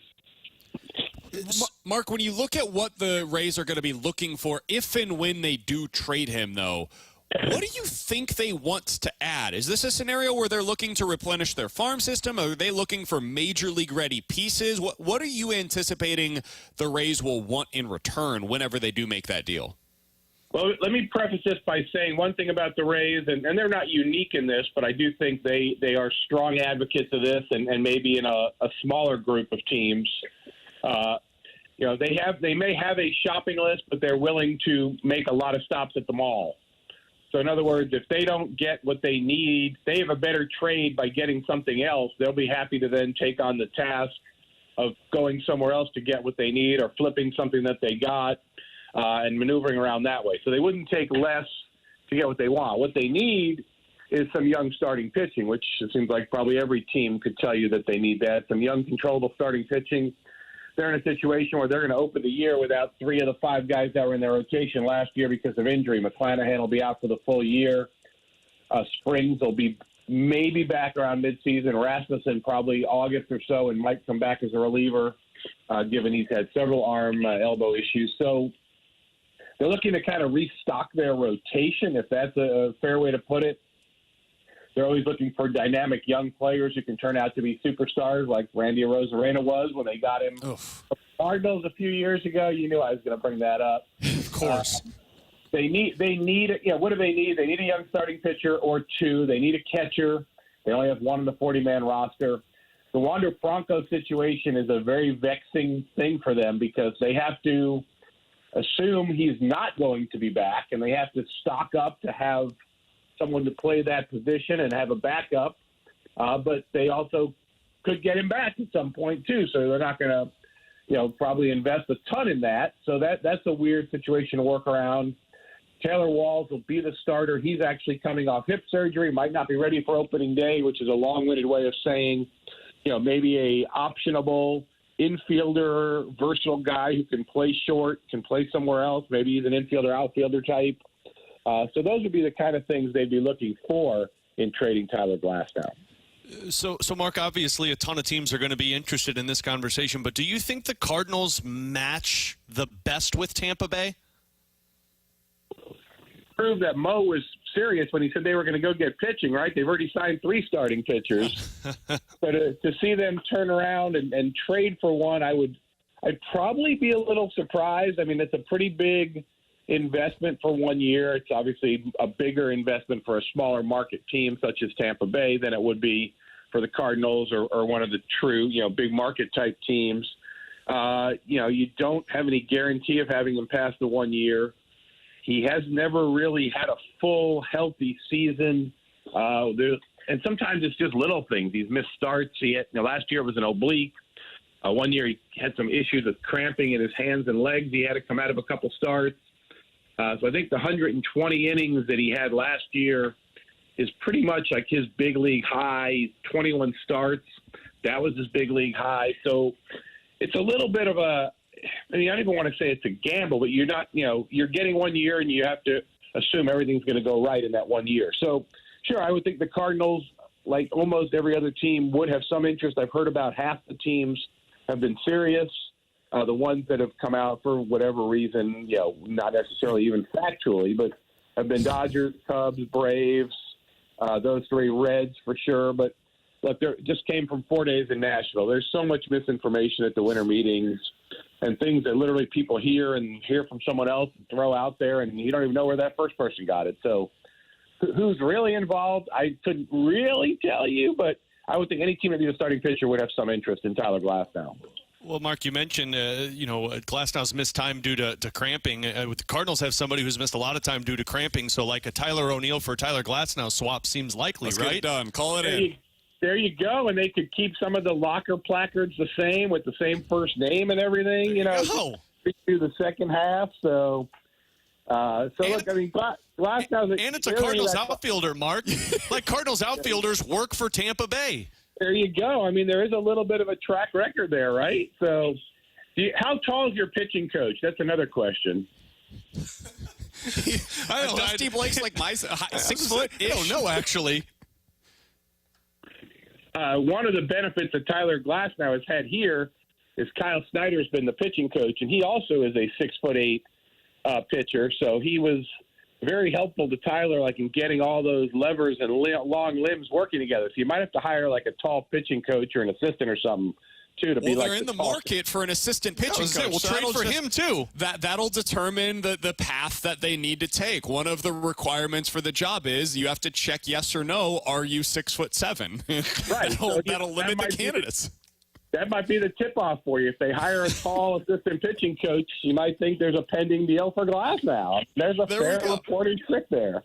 See, we're just making the world work over here on 101 ESPN. Marc Topkin is our guest. He covers the Tampa Bay Rays for the Tampa Bay Times.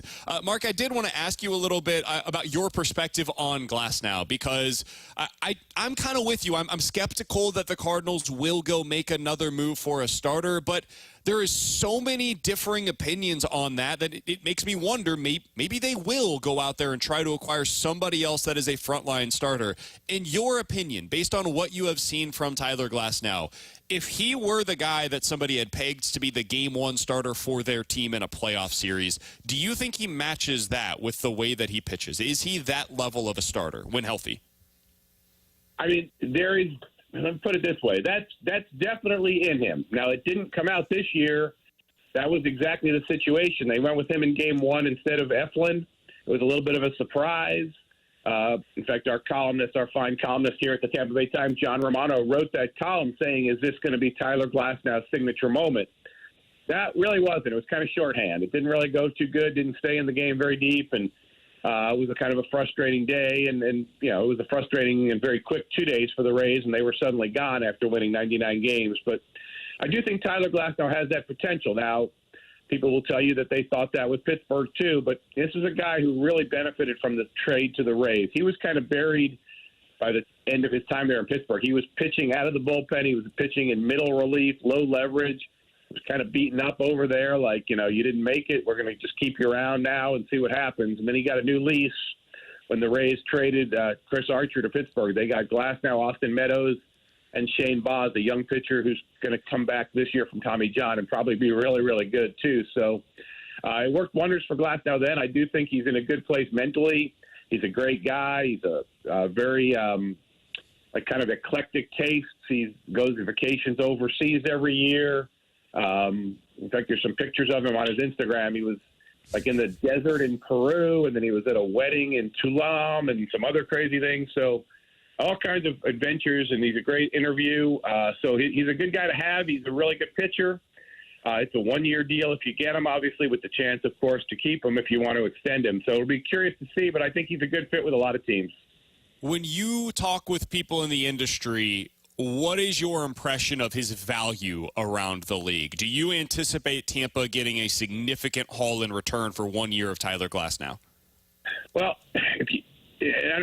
you can't say this without making it sound like you're picking on the guys that got these contracts. But if Luis Severino is worth $13 million on a 1 year deal, and Nick Martinez just got $26 million over 2 from Cincinnati, and that 12-13 million range seems to be going. In fact, that's what Lance Lynn got, right? That's kind of the. I was about to say, you could just say the two guys that the Cardinals got. It's Kyle Gibson and Lance Lynn, $25 million combined. We've accepted it now, Mark.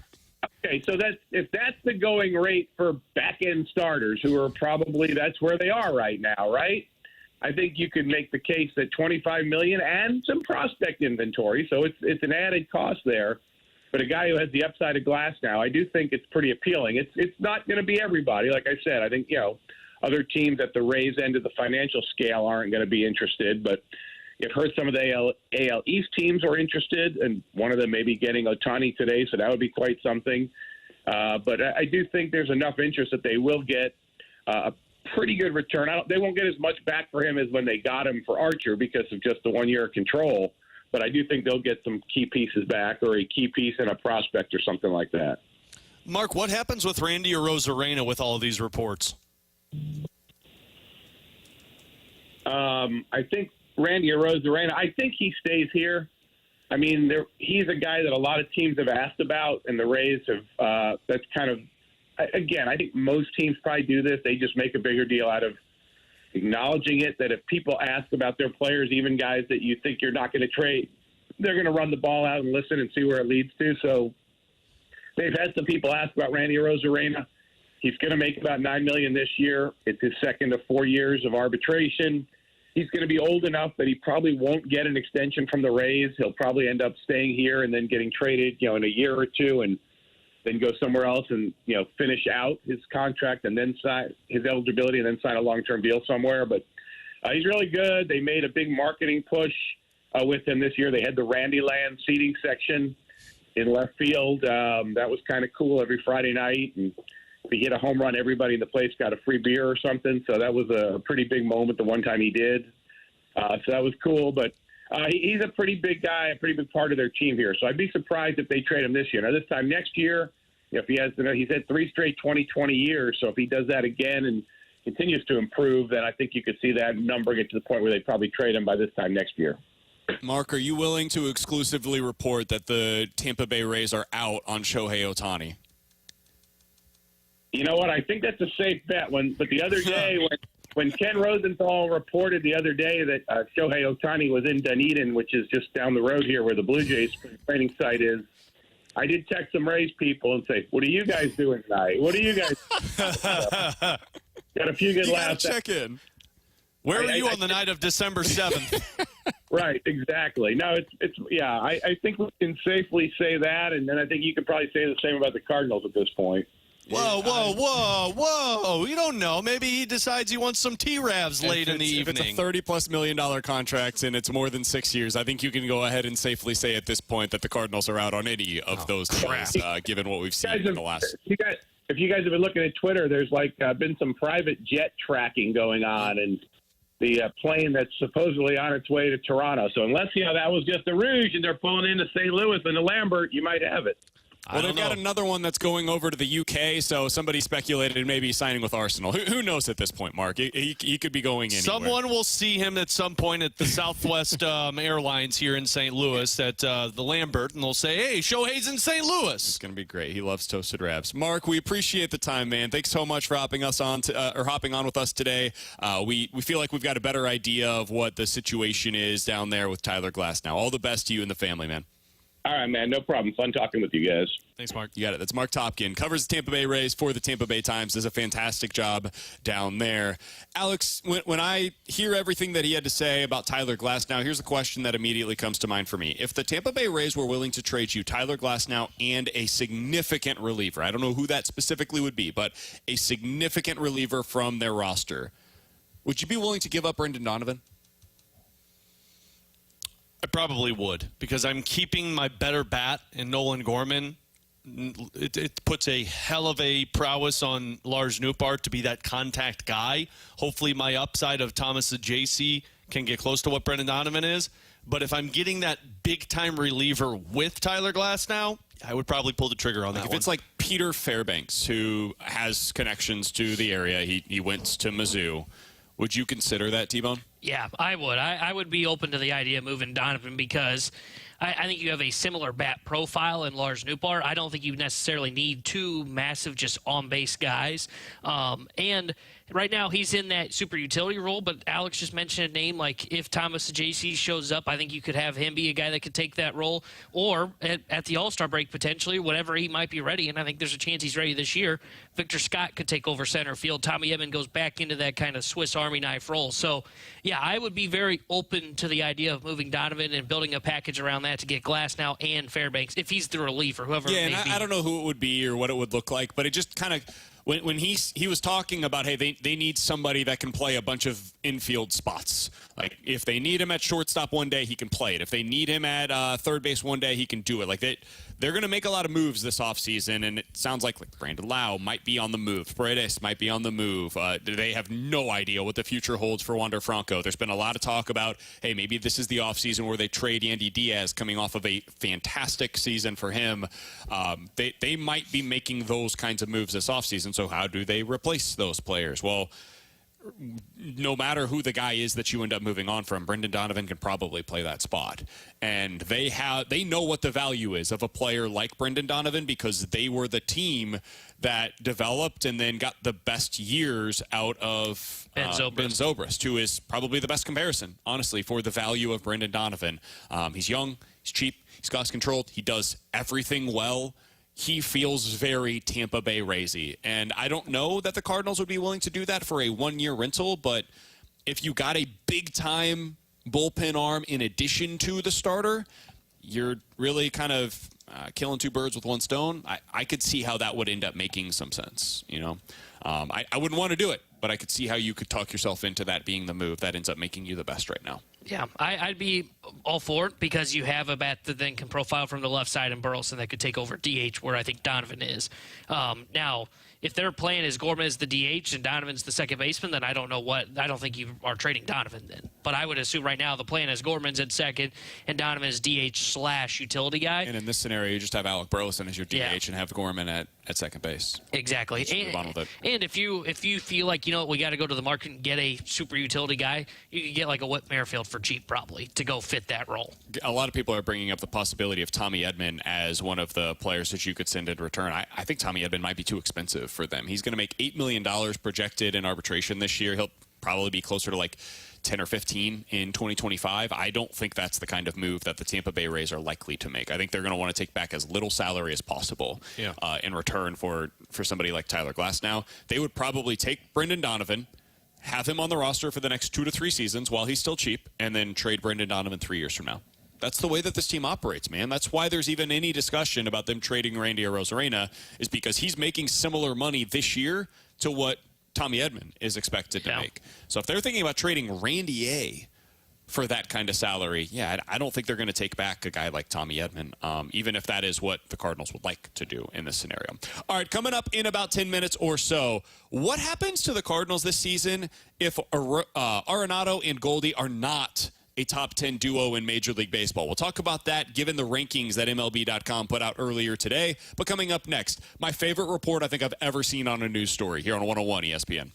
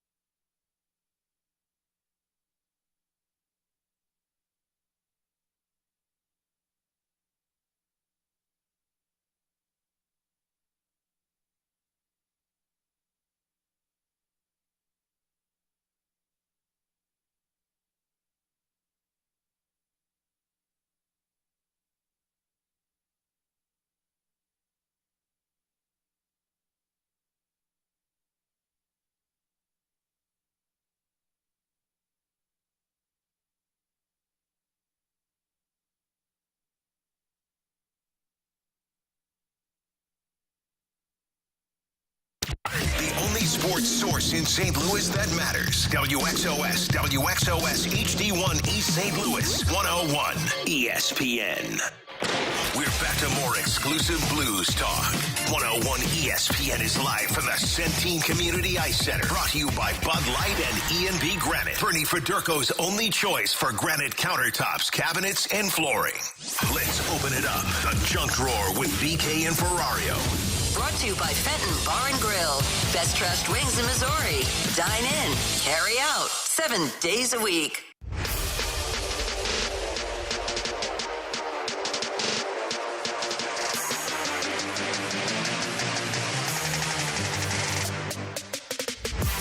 Alongside Alex and T-Bone on BK. So yesterday, Alex, I was scrolling through Twitter and I see a video and people are freaking out about it.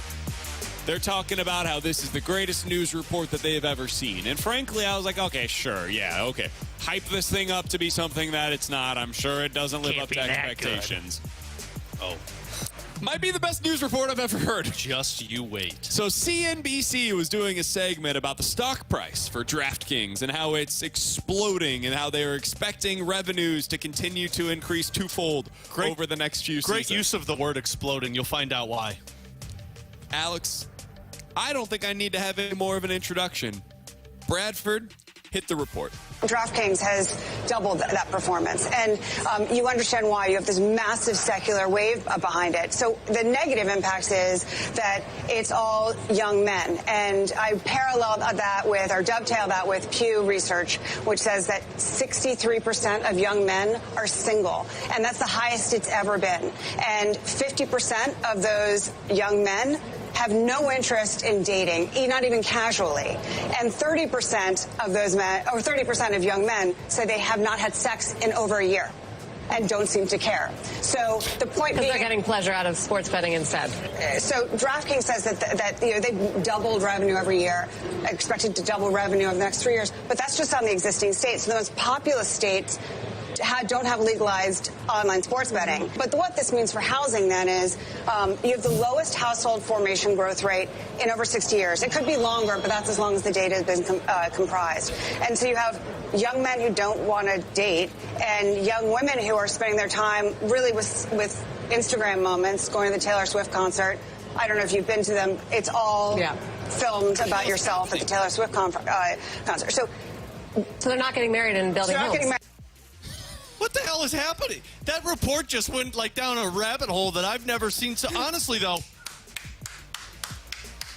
the follow-up from the news anchor that said, so basically guys are getting more pleasure from sports gambling. Yep, and that's clearly true. I personally feel this is an affront and a direct shot at Tanner Hendricks. Oh, yeah. It is in the target demo that they're discussing here. Single, young, doesn't want to date. Doesn't want to date. Remember, we've tried own a home. We've tried to get you out there, T-Bone. We've tried to do the T-Bone dating show, and you said, no. I'm more comfortable sports gambling. Exactly. You guys, you hit that 10-leg parlay. I tell you what. No, I tell you what. Nothing compares. I agree. No, not to the 10-game parlay. The other. No. The latter in this conversation. No, hard disagree. Are you kidding me? So, I love that she is willing to just... We took an opening, right? And what I'm talking about here is DraftKings having better... having improved its stock price. So we've got that.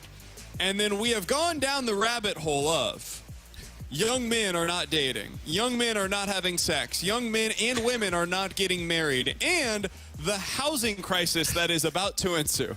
And we said, you know what? These are connected. I don't have any reason to believe that is the case, but these are clearly all connected, according to CNBC. You guys watched Family Guy, right? Yeah. Sure. My buddy just texted me a picture of the episode where Quagmire comes out of his house and his one hand is looks like the Hulk. I'm not going to talk about why. He said, Tanner, when sports gambling's legalized in Missouri. I think he's stroking it quicker. It's just a picture of Quagmire with his arm built in. He said, Tanner, when Missouri legalizes sports gambling. Do you have a response, Steve? No, it's too good. Coming up in 15 minutes, Ryan Divish covers the Seattle Mariners. Alex has some thoughts about their pitching and why they should be acquired by the Cardinals this offseason. We'll see how likely that is with Ryan Divish coming up in about 15 minutes or so. But coming up next, what happens to the Cardinals next year if Arenado and Goldy are not considered to be a top 10 duo in Major League Baseball? We'll talk about it here on 101 ESPN.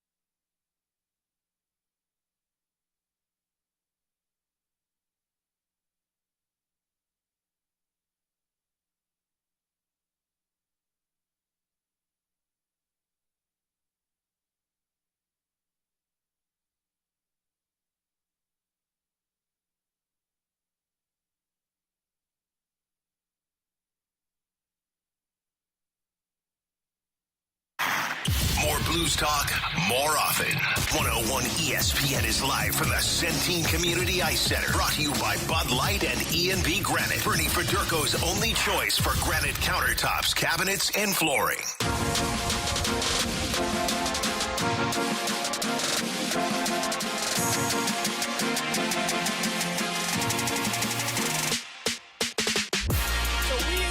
Of Goldy and Arenado as one of the best 1-2 punches in Major League Baseball. But what if they don't end up being even a top 10 position player duo in the sport in 2024? Alongside Alex and T-Bone, I'm BK. You got BK and Ferrario here on 101 ESPN. MLB.com put out their rankings yesterday, T-Bone, of the best duos in the sport. Yesterday, we all said 6th or 7th. That feels about right for Paul Goldschmidt and Nolan Arenado. They did not have them among their top 10. Their top 10 were as follows.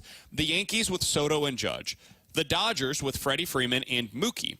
The Braves with Acuna and Olsen. So far, I don't see a whole lot of anything that I would disagree with. The Astros with Alvarez and Kyle Tucker. You could throw like 7 different guys on there for the Astros, and it would have been fair.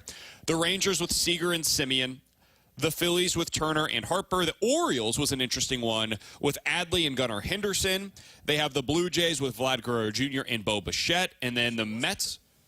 Sorry, my mic was off. I wasn't crazy yesterday when I asked if they were up. I mean, I disagree with that, but it's a good duo.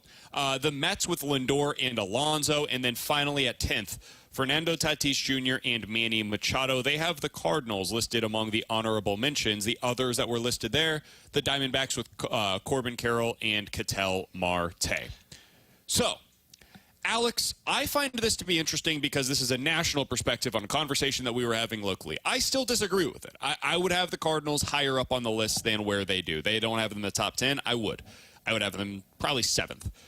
That being said, if we finish the year and the consensus is Goldy and Arenado is not a top 10 duo in the sport, what does that mean in your mind for the Cardinals? It means you're not the team we thought you were. It means you're not a World Series contender. And, I mean, you could argue that they're not now with their pitching staff that they went out there and acquired. But let's say they make the trade for Glasnow or Cease and they get the bullpen arms. If those two guys aren't top 10 duos in Major League Baseball, you're not a World Series contender because now you're relying on your secondary pieces. And all of those teams you just mentioned are never relying on their secondary pieces unless there's injuries. And the secondary pieces, albeit good for the Cardinals, Gorman, Walker, Lars Nootbaar, they're not to the same ilk of what Arenado and Goldschmidt can actually do when they're on their game. So, yeah, I mean, I'd argue it too. I think you could argue the Padres and the Blue Jays to where the Cardinals could be above them. But think of all those teams prior to those names you mentioned. Those guys are the reason that the teams are World Series contenders. So if you don't update your pitching staff and those guys aren't those players for you, yeah, you're going to be lucky to make it to the playoffs. I think you can make the playoffs if they're not top 10, but I think you're not going anywhere, to your point. They're not a contender for a World Series because as much as we talk about you need pitching to get you to the World Series and you got to have a guy that everybody fears, you also got to have a dynamic 1-2 punch that's going to scare the living crap out of everybody. And if Goldy and Arenado are not that, then the only way for you to get into that conversation again is one of Gorman or Walker steps up and takes over for whoever it is that ends up taking that role. If it's Goldy, well, then you can't even assign Goldy to a contract extension and you let him walk to free agency next year. But it's twofold for me. If they're not a top duo and the Cardinals don't end up having a top duo be top 10, they're not World Series contenders. They might be able to win the Central depending on what happens this offseason, or they got to have somebody in that of those two, Gorman and Walker, step into that role. That's what I think it puts pressure on, because it's entirely possible that at least one of Goldy or Arenado begins a steep decline this year. And that doesn't mean they become bad players. It might just mean they're good players, as opposed to being elite major leaguers, which is what they've been for basically the entirety of their careers up to this point. Those guys are getting up there in age, especially Paul Goldschmidt. And if he took a little bit of a step back, I mean, it's coming at some point, whether it's this year, next year, 2 years from now, at some point Paul Goldschmidt will fall off. Not necessarily a cliff, but he's going to decline. And when that happens, the Cardinals need to make up for that lack of production somewhere else. The most likely source of doing so is Jordan Walker.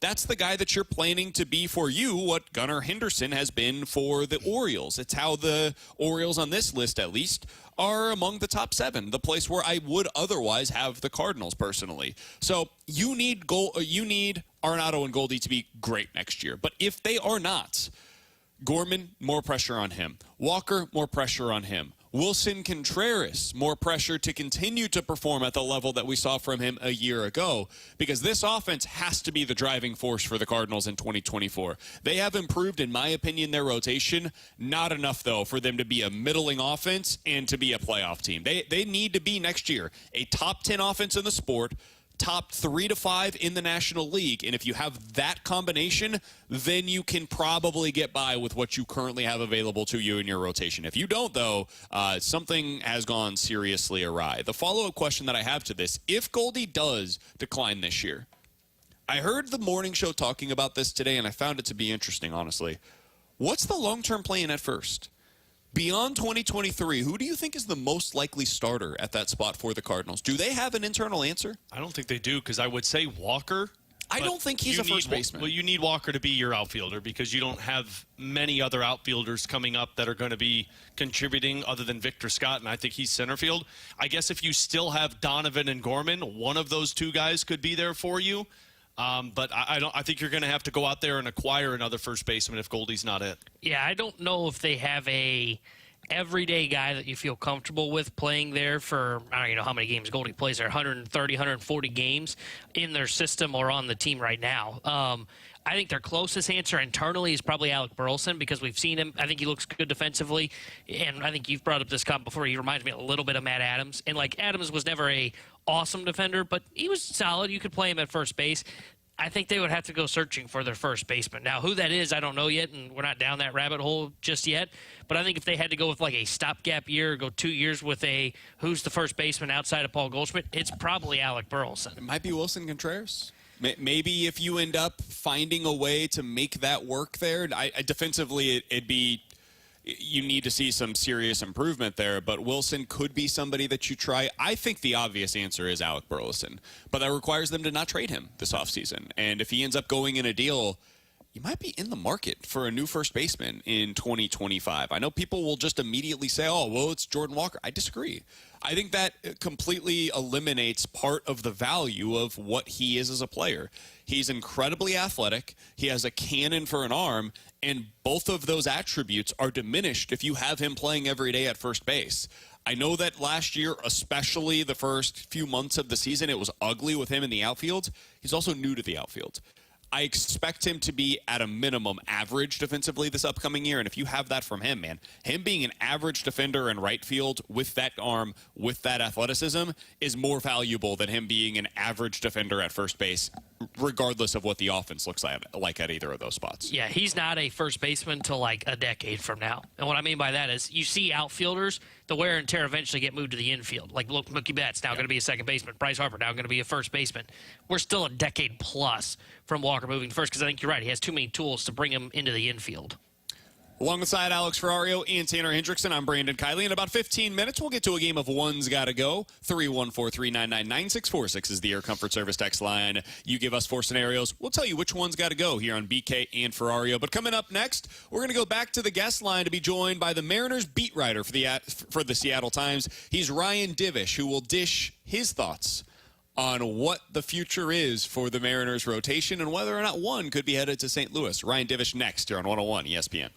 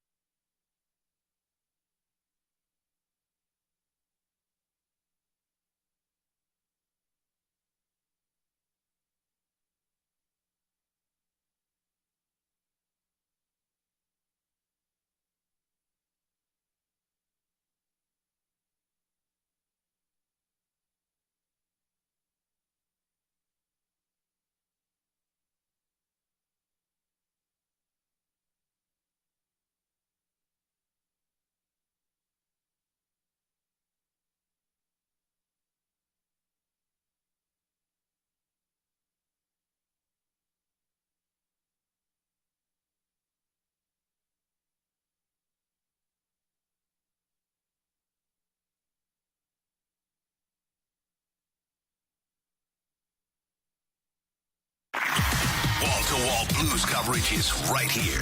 101 ESPN is live from the Centene Community Ice Center. Brought to you by Bud Light and E&B Granite. Bernie Federko's only choice for granite countertops, cabinets, and flooring.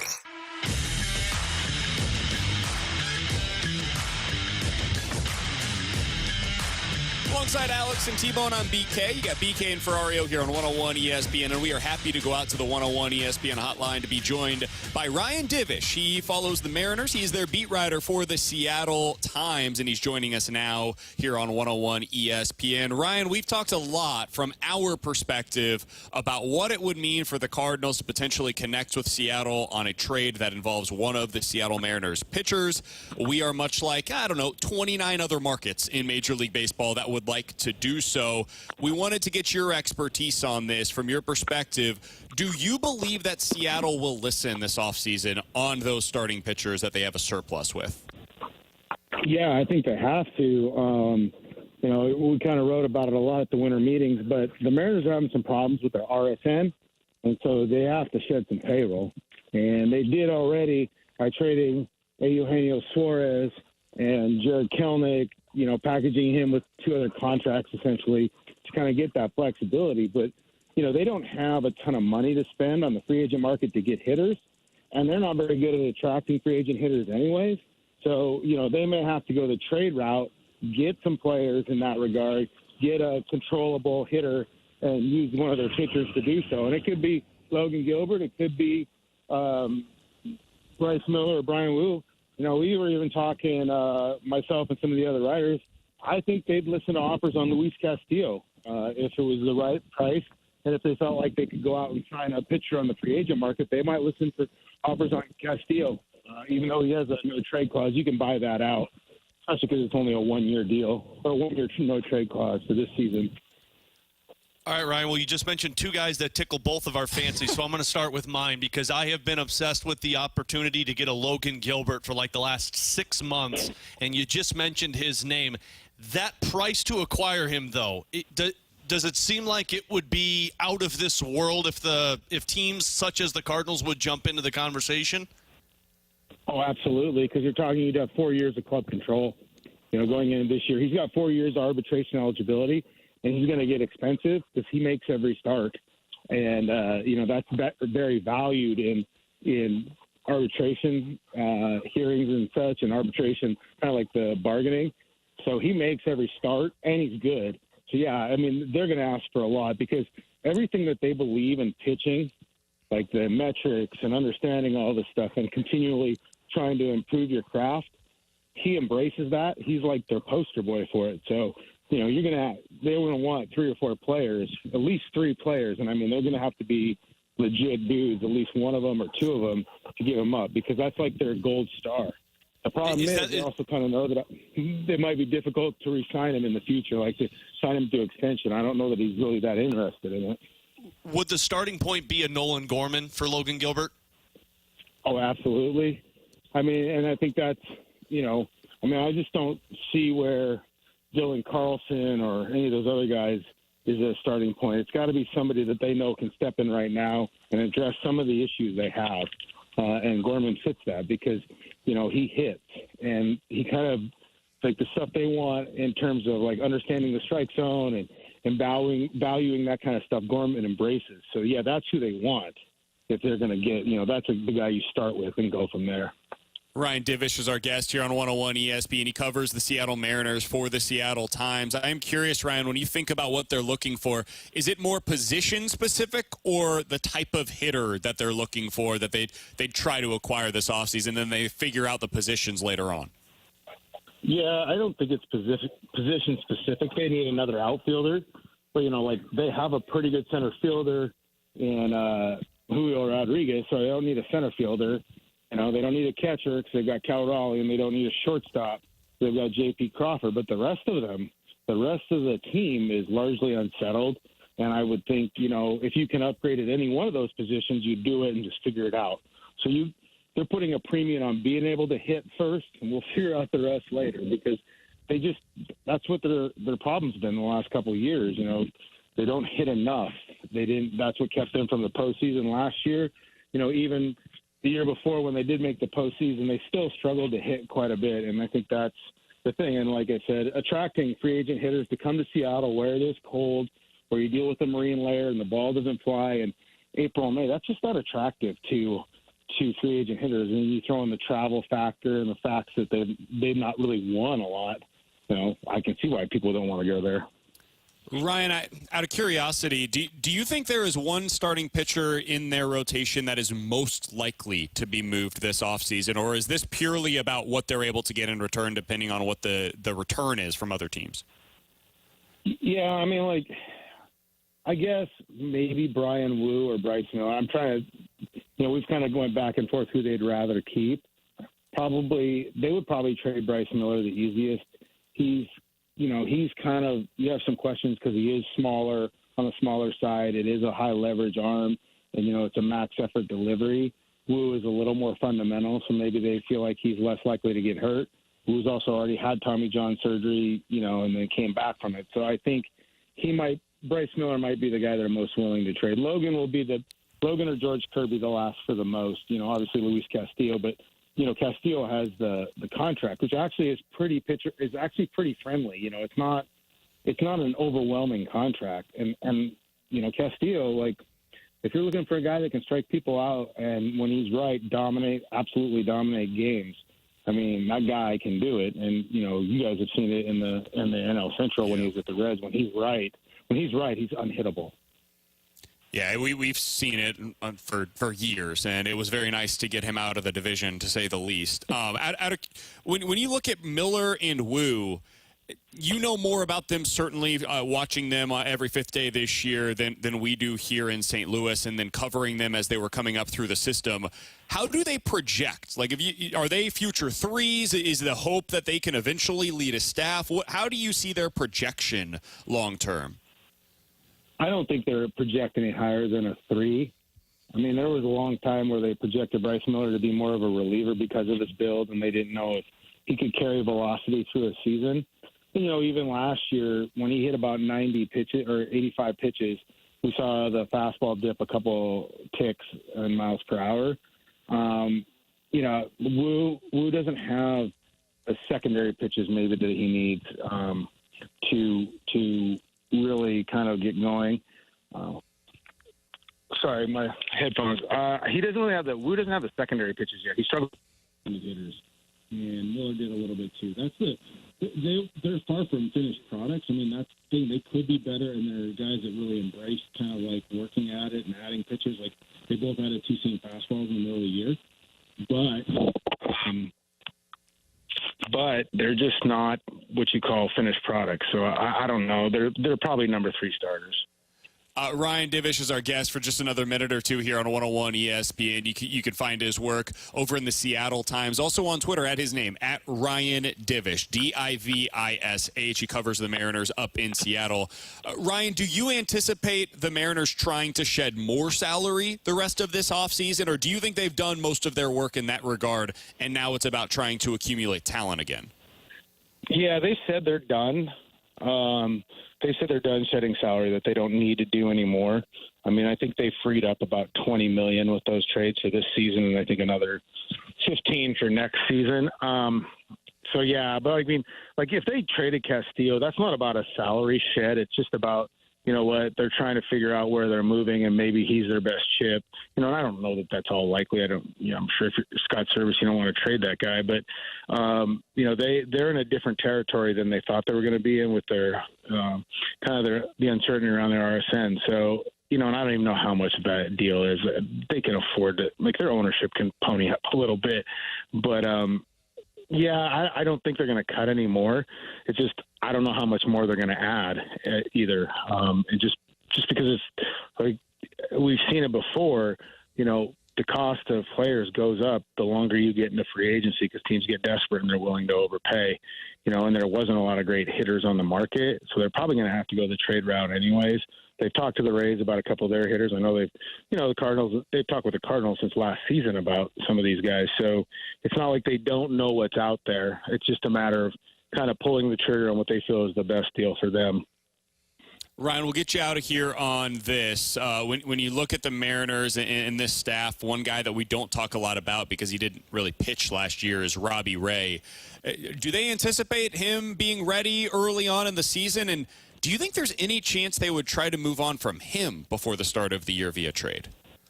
Yeah, I mean, if he had been healthy, they might have considered it.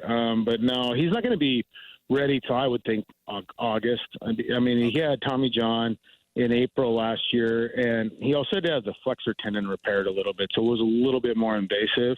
And he's also older, so it's not coming back quite as quickly as maybe a younger guy does from Tommy John. So I don't know. I think they're kind of stuck with him for a while, and they're fine with that. But yeah, I think and they'll shop relievers too. That's another thing, and they've got some really good relievers. Like I know Tyler O'Neill's out there. They're not going to give up one of their young starters for him, but they might give up a reliever to get him and kind of help the Cardinals out, like move some, alleviate some of the situations they're dealing with, but they're not going to give up a starter for him, I don't think. Call it in. We can go ahead and get that done right now, Ryan. Appreciate you hopping on with us today, giving us a little bit of perspective on what the plans are with that rotation out there in Seattle. All the best, man. I know it's been a busy offseason for you guys up there, and hopefully this allows you guys a little bit more certainty with what you're going to see moving forward. Appreciate the time, man. Yeah, I think we're all just waiting for Ohtani to figure out so we can move on with our lives. Man, I am totally with you in that regard. Hopefully we get something by the end of the day. Thanks so much, Ryan. All right, see you. You got it. That's Ryan Divish, Mariners beat writer for the Seattle Times, joining us here on 101 ESPN. All right. My guy, Logan Gilbert. I think they're going to move one of these starters. I have more optimism about a trade with Seattle today than I have at any point in months. They feel like they're in a roster crunch right now. Alex? I left that feeling a lot different. Yeah, but I also feel like you're going to have to pay with that conversation? What do you mean? Well, not that they're not going to move starters, but that the Cardinals are going to go get one of them. Like if we're talking Gorman for a guy that can go to the top of the rotation, yeah, the Cardinals are out. And Brian Wu doesn't sound like the guy that gets you excited. Logan Gilbert does. I know, but they're not going to part with Gorman for him. Why not? I think you're because crazy the Cardinals not to. love Nolan Gorman. Well, I think you're crazy not to. I mean, Logan Gilbert, if we've learned anything this offseason about what the Cardinals value in starting pitchers, dudes that allow me to show you Logan Gilbert, who has started over the last 3 seasons, 24 games, because he was called up that year, 32 games and 32 games. His innings pitched by year, 120, 185, 191. If you want to look at his walks by year, 28, 49, 36.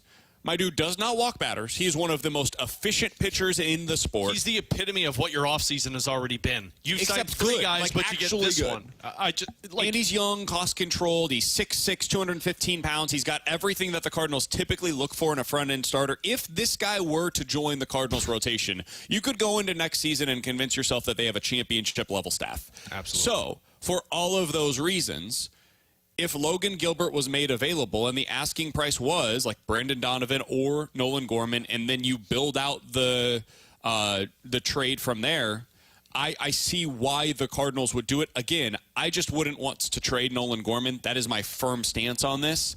But for Logan Gilbert, that would be the one guy, and I've just always been of the opinion they won't make that move. Maybe the Mariners feel like they have to in order to really round out what their team is going to be. I would not trade Nolan Gorman for Dylan Cease. I would not trade Nolan Gorman for Tyler Glasnow. The one guy out of the very few guys that I would is a Logan Gilbert if they dangled him in front of me. And 4 years of control, top of your rotation, a 1-2 punch of he and Sonny Gray, and you get your innings that you've talked a lot about.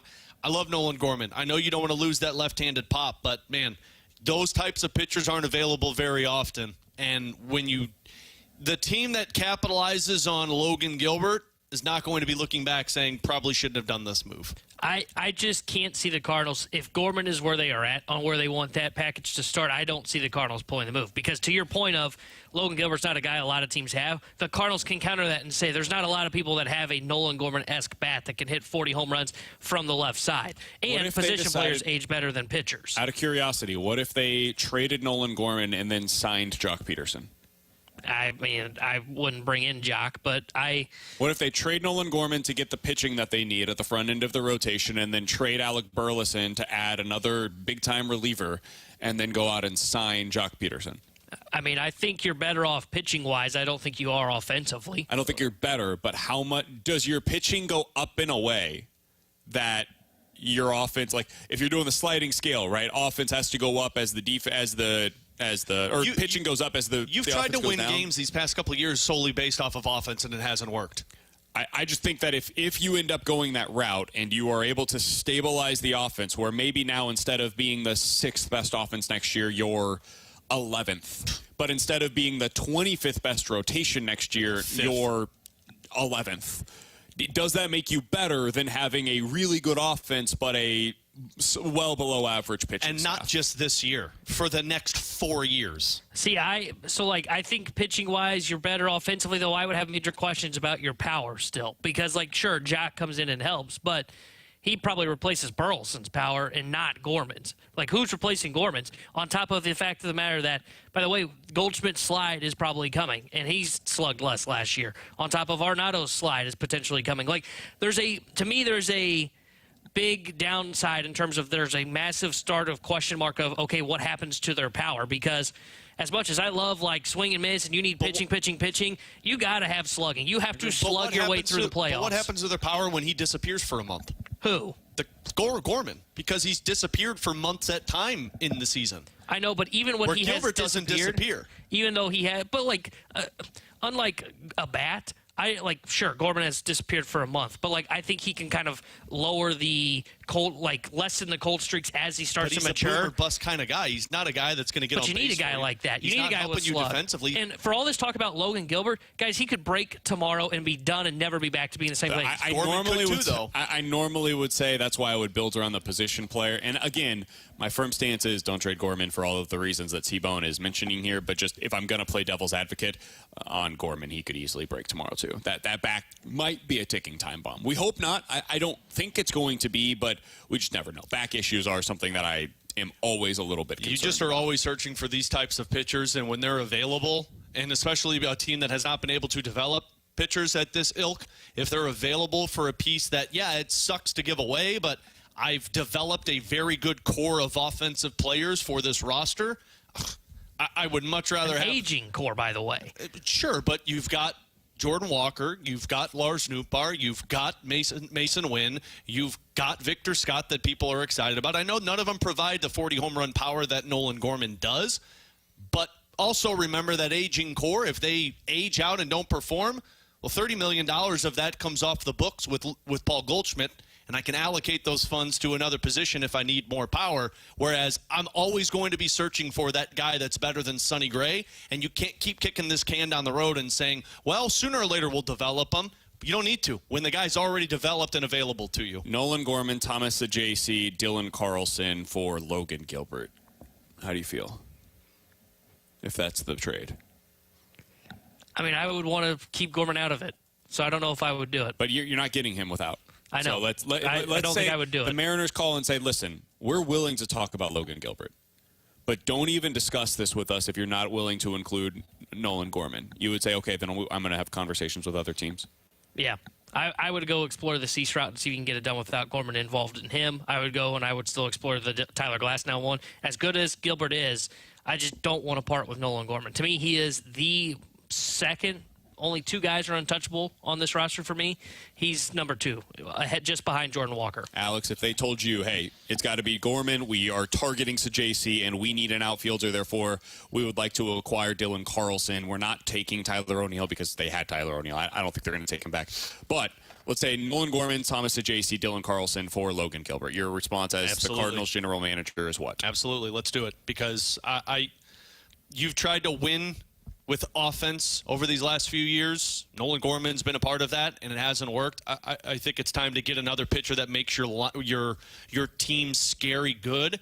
And in that scenario you've presented, you didn't give up these top pitching prospects that you have. And if one or both of those guys click like you hope, and you've got this plethora of pitching in place, well, then you can find a way to trade for another bat if you need. I'd do it. It scares the hell out of me of, do I have enough, what T-Bone's talking about, left-handed power? Because once you get into the playoffs, you need that, man. Every team that wins in the playoffs wins with left-handed power. But if it gets to the time where, hey, somebody else is traded for Tyler Glass now. And frankly, for myself, I'm not all that interested in Shane Bieber, given what the Cardinals have already acquired this offseason. And I'm looking at what else is out there. And my best opportunity to get a young, cost-controlled starter for the long term in my rotation, and it's got to be you're either doing this or you're not upgrading the rotation going into 2024. And I know that's a bit of a false choice, but let's assume that's the option. I probably say yes. I probably do it. Even though, again, I would do everything I can, like T-Bone said, to avoid including Nolan Gorman. I would try to go, hey, what about Brendan Donovan instead? What about involving some of these other options? Let's see if we can work another package out. If they just flat out said, no, we have to include Nolan Gorman or we can't talk, I would probably eventually talk myself into how it works for the Cardinals in 2024 and beyond. Coming up next, one's got to go here on 101 ESPN.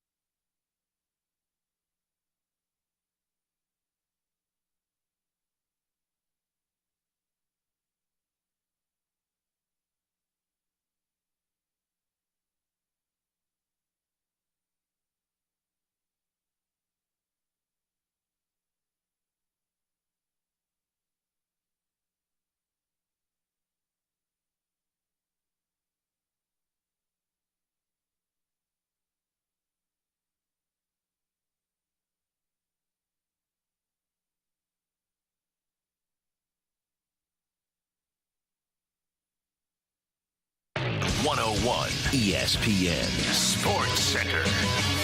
Big time weekend ahead in college basketball. I'm Bradford Bruns with your Sports Center update, driven by Johnny Londoff Chevrolet and Johnny Londoff Autoplex. High-profile matchups across the region litter tomorrow's schedule in college hoops. Early on at 11 a.m., the Fighting Illini travel to number 17 Tennessee, and 5 hours later, the latest bout between MU and Kansas takes center stage. The Tigers currently 2-0 away from Columbia, but for this one, they must venture into Allen Fieldhouse. The Jayhawks a perfect 5-0 there. Also in the afternoon, SLU hosting Hofstra. The Billikens last prevailed on November 25th. Pucks, the Blues visit Columbus at 6 p.m. tonight. Pre-game festivities on 101 ESPN get underway at 5, meaning a condensed version of the Fast Lane. The Note most recently went down in Vegas 6-3, although winger Jake Neighbors netted his team-high 10th goal of the campaign. This Sports Center update was driven by Johnny Londoff. Find new roads and shop 24/7 at Londoff.com and LondoffAutoplex.com. Are you kidding me? We're back to more exclusive Blues talk. 101 ESPN is live from the Centene Community Ice Center. Brought to you by Bud Light and E&B Granite. Bernie Federko's only choice for granite countertops, cabinets, and flooring. This is BK and Ferrario. Time now for One's Gotta Go. We offer up the talking points, and you get to pick which one's gotta go on 101 ESPN.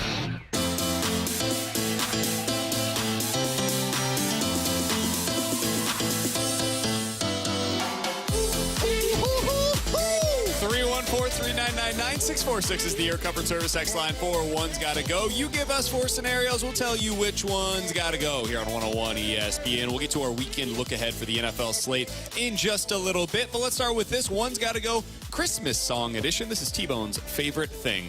Jingle Bells, Winter Wonderland, Frosty the Snowman, or Rudolph the Red-Nosed Reindeer. Which one's got to go? T-Bone, we'll start with you because I know this is your favorite time of the year for music. It is my favorite time of the year. I love the Christmas tree they got up here at the Centene Community Ice Center.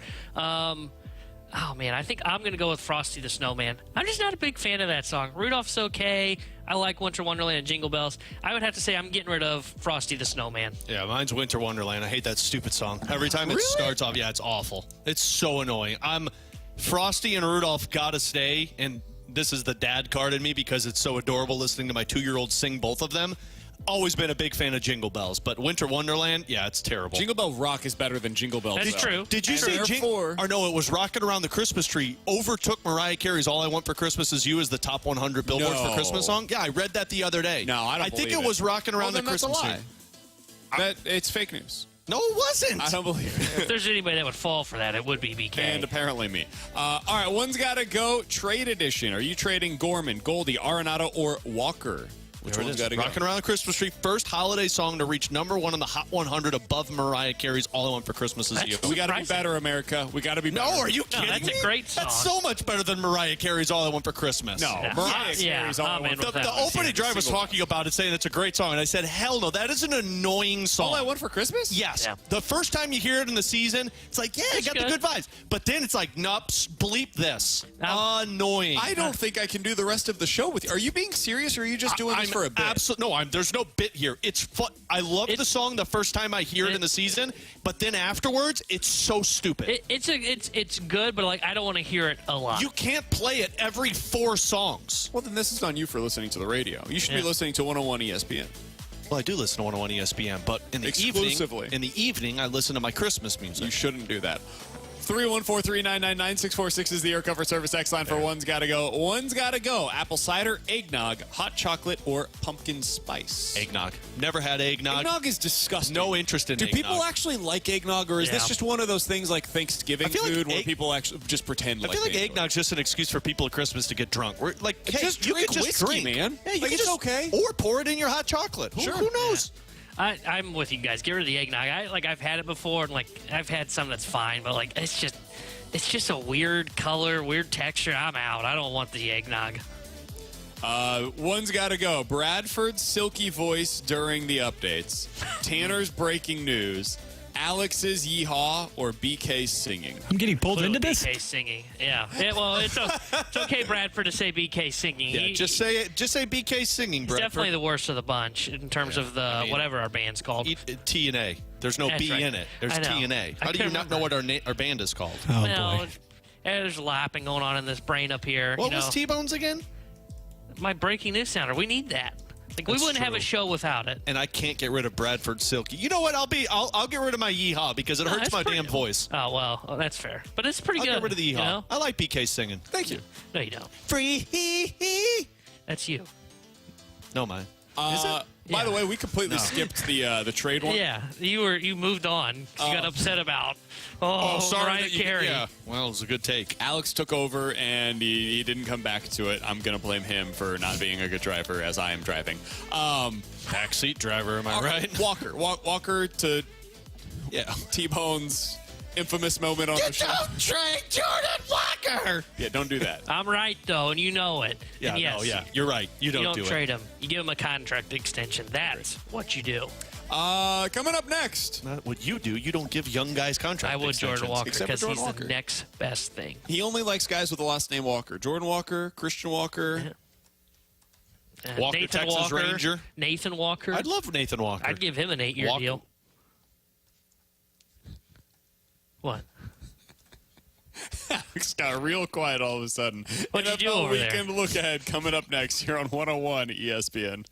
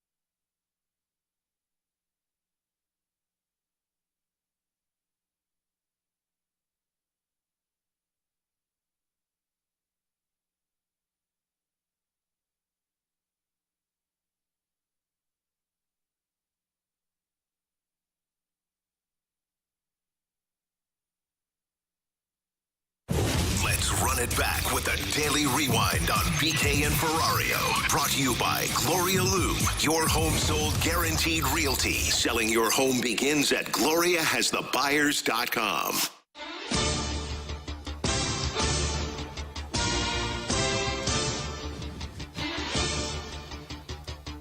Let's get to our NFL weekend look ahead. We're looking ahead to the Sunday slate in the NFL. There's not a lot of great games, but there are a few that are at least compelling. Alex, if you could sit in front of your television on Sunday and you could only watch one game, which one are you selecting? Man, if only I could have carried over the Thursday game to Sunday, because that would have been it. Patriots versus Steelers. What did you guys watch instead last night? You guys watch any sports? Because I almost avoided that game like the plague. I almost completed Blacklist. Well, there you go. I'm a few episodes away thanks to that Patriots-Steelers game. We started Bad Doctor on Netflix last night. Looks interesting. New miniseries. T-Bone, did you watch anything? I watched Slow Horses, new season out on Apple TV, so I watched that. I'll have to watch Fast Horses and see, is that the prequel or the sequel? I don't know. It's not one yet that I know mine of. would be Eagles-Cowboys. Pretty easy there. I think that's your... I personally think that's your NFC Championship matchup right there. The winner of that is going to go to the Super Bowl. Not in that game, because obviously there's more to play. Interesting. Yeah. I just go different because I think that is the best game. I would go Chiefs-Bills, because anytime Mahomes and Allen are on the same field, even if they don't have great rosters around them or Allen's throwing the ball to the other team, it's always a fun matchup. So I would say that one for me. All right, so those are the two best games. If I was Packers-Giants, going to try to find a third that might at least have something that is important for the postseason. Rams-Ravens is big. Jags-Browns is kind of an important game. I don't know. One-legged Trevor Lawrence against old man Joe Flacco. Yeah, I mean, for seeding purposes, if nothing else, it's legitimately important. Oh, wait, yeah. The Jaguars are 8-4, and if they lose this game, they're going to have the same record potentially at the end of the week as the Indianapolis Colts and the Houston Texans in their division. This is a huge one for them, and if Trevor Lawrence is not able to play, I think they're probably going to lose against the Browns, especially if the Browns go back to Joe Flacco, who quietly looked pretty good last week. Yeah. So I would say that's the other one that I would watch. But, I mean, those two games, Chiefs-Bills and the Cowboys-Eagles, are a clear and definitive top two on this slate. Thanks a lot for the Seahawks to stink, because that should have been a fun game. Everybody watch Ravens-Rams. It's better than the game that BK just mentioned. If you were going to pick an upset, has to be an upset of at least 3 points that it is the underdog going into this weekend, who would you select? I'll give you mine first if you guys don't mind, since I went last on the last one and there was no good game left. I think I would probably pick the Panthers as the upset pick going into this weekend. The Saints do nothing for me, man. They are boring. Their defense is hurt right now. I'll go with the Panthers to get their second win of the season this weekend against the Saints. Alex? Mine would be the Bears. I think it's at 3 points, if that's okay with your criteria, but I Didn't you take the Lions as your one of the games? I did, this week? but I can honestly see it blow up in my phone. I think didn't all of us take the Lions in that one? So it's going to blow up in all of us. But I could see a bye week for Justin Fields. They struggled with the Bears if it wasn't for Chicago just laying an egg at the end of that game. And you're in Chicago with it being cold, so I could see the Bears winning that one. I like your Panthers one because that's the one that I thought of was because I just don't trust the Saints at all. To go different from you guys, I mean, I could see the Bears, but I hate to sound like the guy that's a homer, but I could see the Rams going on the road and beating Baltimore. Offensively, they're better now that everybody's healthy. Now, Pook is dealing with an injury, but they're playing good football right now. I could see I could see the Texans doing it, too, without Tank Dell. Maybe. Aren't they favored, though? You're talking about the other side. You think the Jets could beat them? Yeah. Oh, I see what you're saying. That was the other one that I had written down as a potential selection here. But I think that's less than 3 points. Most to gain. It's 3.5 in that one for the Jets as the underdog. Most to gain going into this weekend. I'm going to take the Cowboys. If they beat the Eagles, I know they're a favorite at home, but I think there's a lot of people that are skeptical of the Cowboys actually beating a good team this year. If they beat the Eagles at home, we're going to have to start taking them seriously as a Super Bowl contender. I think at that point it will be a 49ers, Cowboys, Eagles ranking in the NFC for me in that order. I'll go with the Cowboys with the most to gain. Mine's the Bills. I think if you're the Bills and you beat Kansas City after playing a close game with the Eagles, the rest of the schedule looks a little bit more appealing to you. I know the Cowboys suck, but you've got the Chargers and then the Dolphins. I think the Bills could make some noise. I like that one. That was what I had, was Bills, because I think a win, you're back to above 700. You look at the teams above them, it's everybody missing a quarterback, so they've got a chance there. On the other side, most to lose, I actually am going with the Bills. If they lose this game, I think it's all over. This era of Bills football will come to an end. Alex, your team is who? I think mine would be the Jaguars. If they lose that one and the Texans Dolphins pull off a victory with the Lawrence injury, I think they're donezo. T-Bone? I would probably say the Eagles. They lose. It's back-to-back losses against legitimate contenders. They start to slip into that second tier in the NFC for me. Lots of football, a couple of Blues games. You'll hear all of that coverage right here on 101 ESPN, your home of the St. Louis Blues. If you missed anything from the show today, the show this week, you can find it all. 101ESPN.com, the free 101 ESPN app. It is all presented by Dobbs Tire and Auto Center. For Alex and T-Bone, I'm BK. I'll be off on Monday. The guys will have you covered from 11 to 2. We'll talk to you guys then here on 101 ESPN. I like where this is going.